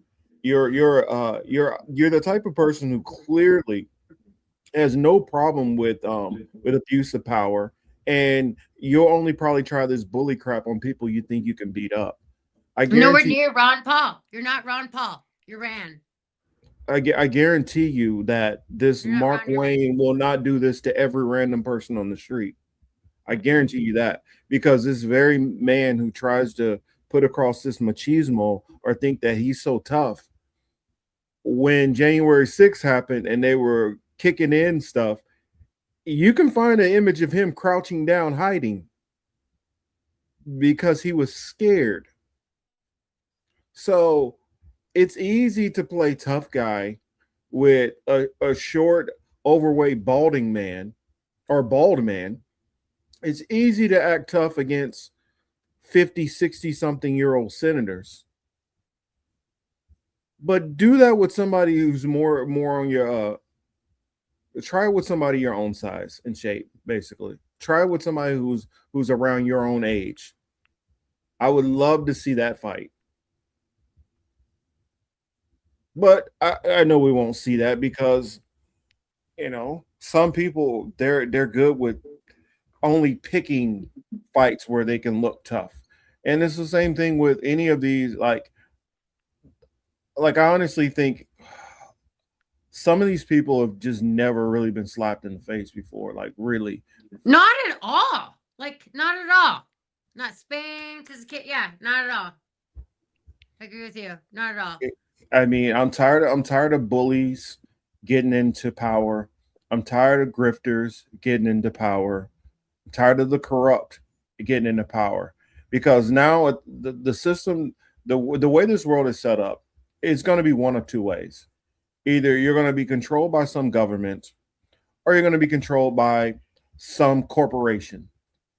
And at least with the government, it used to be the saying that at least you have power to kind of influence that government. Corporations, you have no power, zero. Especially now that we've completely obliterated any kind of form of unions to try to push back. But like let's say for instance, we dispelled all of these power bases because of the might makes right approach that America has went on in this country, in the Western order in general. If we completely disbanded the military, I mean the military and the government as a whole, I give you about T minus 15 seconds before another country would be coming over here to try to take over and assert a new government over us. So at some point, you got to either make do with what you have, try to commandeer the government that you have, or if it gets to the corporate powers, use your money to, affect change, learn effective boycotting of these things, and make them pay that way, or make them pay some other way. But I say personally, if it's up to me, try to find those means where you can operate outside of the system and outside of the system as much as possible. That's the only way where you really truly have power, because in this world that's formulated right now, power is might that makes right, and the more money you have, the more power you have, sadly, and the more influence you have. So the only other means that you have is if you can influence the masses in other ways outside of money. And I say speak to convictions. And if you can speak to convictions and you can amass enough people with influence and power, you can fight back against this power base of greed and money. And I mean, I guess I'll leave it at that. I mean, if y'all want to hop in and give your give your thoughts. Well, you know me, I always know, the United States is always a fucking bully. Mm-hmm. We always mind the business that don't pay us, and we can't leave well enough alone. Right. So, I mean, that's our MO. We fight. That's it. We fight. We just quick to pull the trigger. School shooters. You know how we do. So with that being ego said, based, maybe ego based. It's always ego. Because like the warrior, like the frontiers, the pioneers, and that's not a bad energy, really. But if you're stuck in that for generations, and it's that root chakra, that Aries Mars energy, like you're not going anywhere. Yeah. Because my thing is, if the Mark Waynes of the world want to go to political violence, and that incentivizes everybody to start going to violence. And if you want to go that route, if you want to live in a society where it literally becomes the war of the jungle, and whoever's strong enough just takes whatever they want to take. Okay. I mean, I don't advocate for that, but I could see a possibility where we get to that stage once everything starts to fall apart. And it's like, would you rather the worst thing you're dealing with is, okay, you're struggling to pay rent, or you hate the fact of seeing people suffering, even if it's on a minimal level? Or do you want it to the point where it's going to be mass suffering? And, once you start getting into that war of the jungle and, survival of the fittest type mentality, yeah, I'm just saying that it can go a very, very dark way, very, very fast. And I think that um, people don't understand the privilege of living in a modern society and so many things we don't have to worry about. I mean, we go back to a society like that and everything collapses. You could be looking at a situation where you get a bad cut and that's a death sentence because of infection and stuff. So you want to go to an uncivilized society? Hey, I got faith in powers outside of this. So I'm not going to be stressing which way we go either way. But some of y'all be careful what you wish for. Well, and that is that mindset. The beehive mind is very, very powerful. So everybody thinks one way. It's dangerous. That's why the masses can be dangerous if they're persuaded in one way or not. But people like Teal, Marcus, right here. Like you're already like, nope. I'm different. I'm gonna have my mindset. I should be influencing the beehive mind.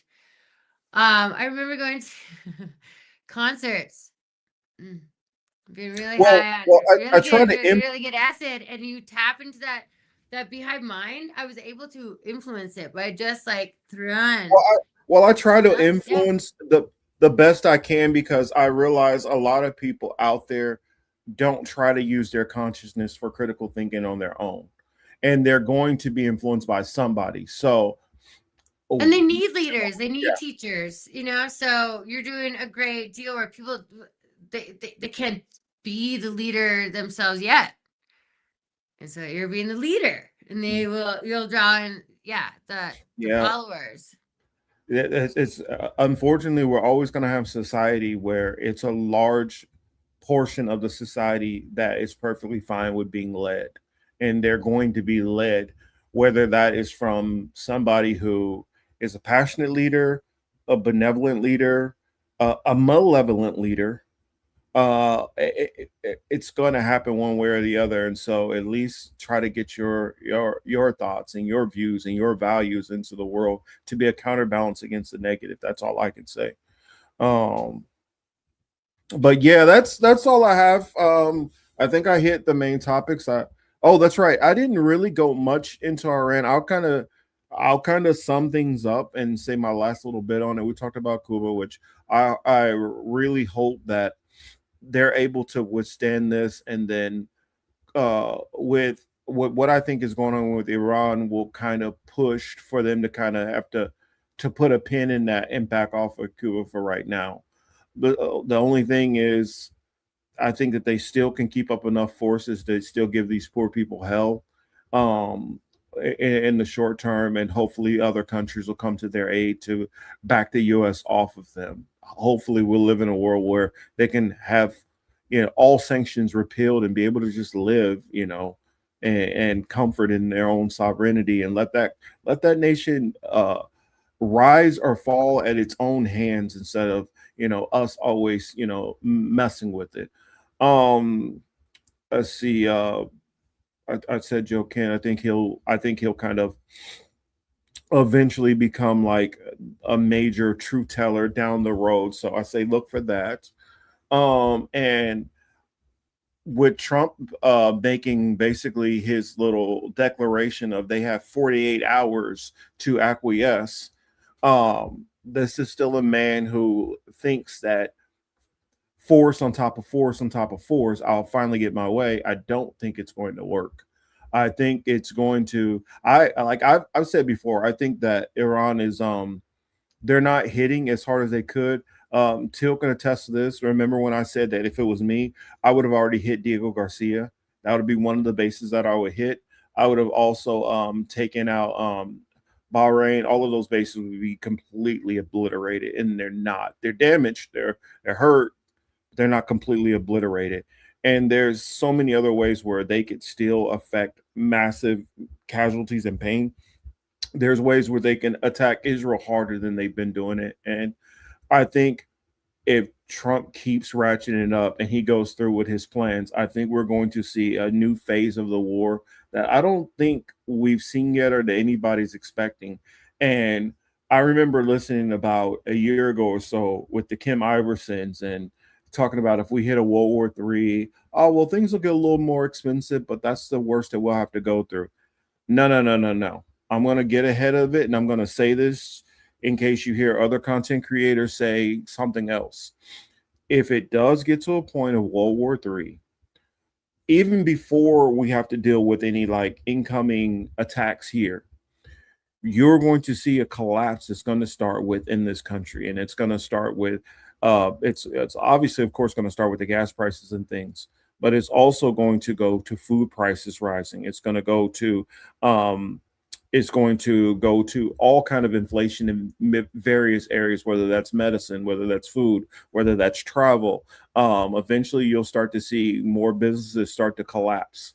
As businesses start to collapse, you will start to see crime rates increase, and I guarantee you'll also start to see a large increase in violence within this country. So anybody thinking, oh, just because you haven't seen missiles coming over here, that, oh, we'll just have to deal with higher gas prices and that's it. Oh, I'll just ride a moped or I'll ride my bicycle. That's not going to get us out of the woods. We get most of our oil from Canada anyway. So that's not the reason why it would increase. It's because when it increases and the stock market start playing their games with barrel prices, the gouging will happen. And as the gouging goes on, that's what'll increase. It's not that we'll actually be out of it, but you'll start to see shipping issues worse than what was going on during the pandemic. And honestly, the pandemic might have been a test run for, some things to come from higher powers that be. But I say, for you all who are listening to the sound of my voice and who listen to us, make sure you start to prepare and plan. And what I mean by that is, if you are living in a city and you're not able to live off the grid where you have your own chickens and grains and growing plants and herbs and all of those different things, if you don't have the means to that, start planning. Get rice, get pastas, start setting things aside. Start canning and jarring different foods. Get seeds. If you have the means to start growing things, start doing it, but start planning. If you want to start taking money out so that when there's a run on the banks, you have cash in your pockets, start doing some of those things. Start prepping for a situation where we can see a partial, if not full, societal collapse. You just never know. I've always been a person who felt we'll see a post-apocalyptic type society within my lifetime. I've always thought that. Maybe I'm just weird or crazy, but I just think that it's something to always prepare for, because you never know when it hits the fan. And the last thing you want to be is, you don't want to be on the other side or be a victim when those things take place. You want to make sure that you're able to protect yourself, because there are going to be people who are not going to be prepared. And what they're going to do is they're coming after you to take what you got. So just keep that in mind. The Mark Wayne types who believe in violence, those people who think like him also, once their wife and their kids start suffering and start not having things, they go into New York cabinets and New York cupboards to take what you got. Just make sure you protect yourself. And I know we have plenty of people who listen to us who may be pacifists. Me, I'm the type, I'm ready to pacifist. But make sure you protect yourself, because I get some people might not be keen on violence, but you might need it to save your life or the loved ones around you. So make sure you do that. Make sure you take care of yourself. Beans, bullion, brass. Yeah, I have no problem. Those are good. Those are good 3 Bs, but make sure you just protect yourself. I say this stuff because I truly care about you all out there. And last thing I want to do is be seeing any of you guys being taken advantage of in what may come to pass. Now, if it doesn't and everything goes perfectly fine, and I'm just looked at as this overkill person who's just like overly trying to prepare for some apocalypse, which is never going to happen, I would rather be wrong. But I would rather be wrong than for me to be right and you guys are not prepared. So that's where I will end at. Till, Mariah, anything you'd like to plug or leave the people with before we get out of here?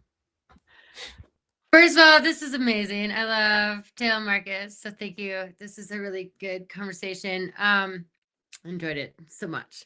Otherwise than that, like everybody, it's the solstice. Or, I'm sorry, I keep saying the solstice because it's so warm. It's the equinox. Dear Lord, it's the equinox. Yeah, for so me, right it's now, New Year coming up too.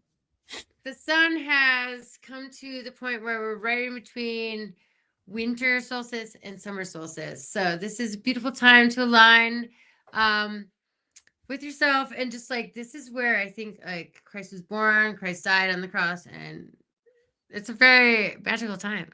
No, this is really fun. Otherwise than that, I'm Mariah, Gypsy Mariah Headbangs, depending on where you find me. Poppy's Field Project podcast. We are part of the AM Wake Up channel. Steve and all his glory. And we talk about this time of same stuff, like with the cult knowledge, astrology, and what's going on. And this has been so much fun. So thank you, everybody, and have the blessed equinox weekend that you ever could have. You can catch me on here with Marcus on Sundays. You can catch me on AM Wake Up on Mondays with Steve. And you can, which is on Rumble. And then you can catch me on Friday nights on Twitch, and we'll replay the episode on Rumble the following Monday, but on Baked and Bougie with my girl Davincia and Angel and Sin. And yeah, that's about everything. Catch me on Twitch when I'm playing my games and talking shit. All right, yeah, that is it. I don't know. I might be going on some channels for interviews sometime soon. I'll try to put that information out as it comes. That said, hey, much love to everybody out there. And I think in another 48 hours, we'll see if things escalate massively or if Trump finds an off-ramp to kind of slow this party down. Not party, but you get what I'm saying. But yeah, much love and appreciation to everybody. Like I said at the beginning of the show, and like I'll say every show, you could have been anywhere else, but you were here with us, and we appreciate and love you guys all. Thank you. Hopefully you guys have a safe and blessed week. That said, this is the Political Matrix, and we out. There is discrimination in this world, and slavery and slaughter and starvation. Governments repress their people. Millions are trapped in poverty, while the nation grows rich, and wealth is lavished on armaments everywhere. These are differing evils, but they are the common works of man. They reflect the imperfection of human justice, the inadequacy of human compassion, our lack of sensibility towards the suffering of our fellows. But we can perhaps remember, even if only for a time, those who live with us are our brothers, that they share with us the same short moment of life, that they seek as we do, nothing but the chance to live out their lives in purpose and happiness, winning what satisfaction and fulfillment they can.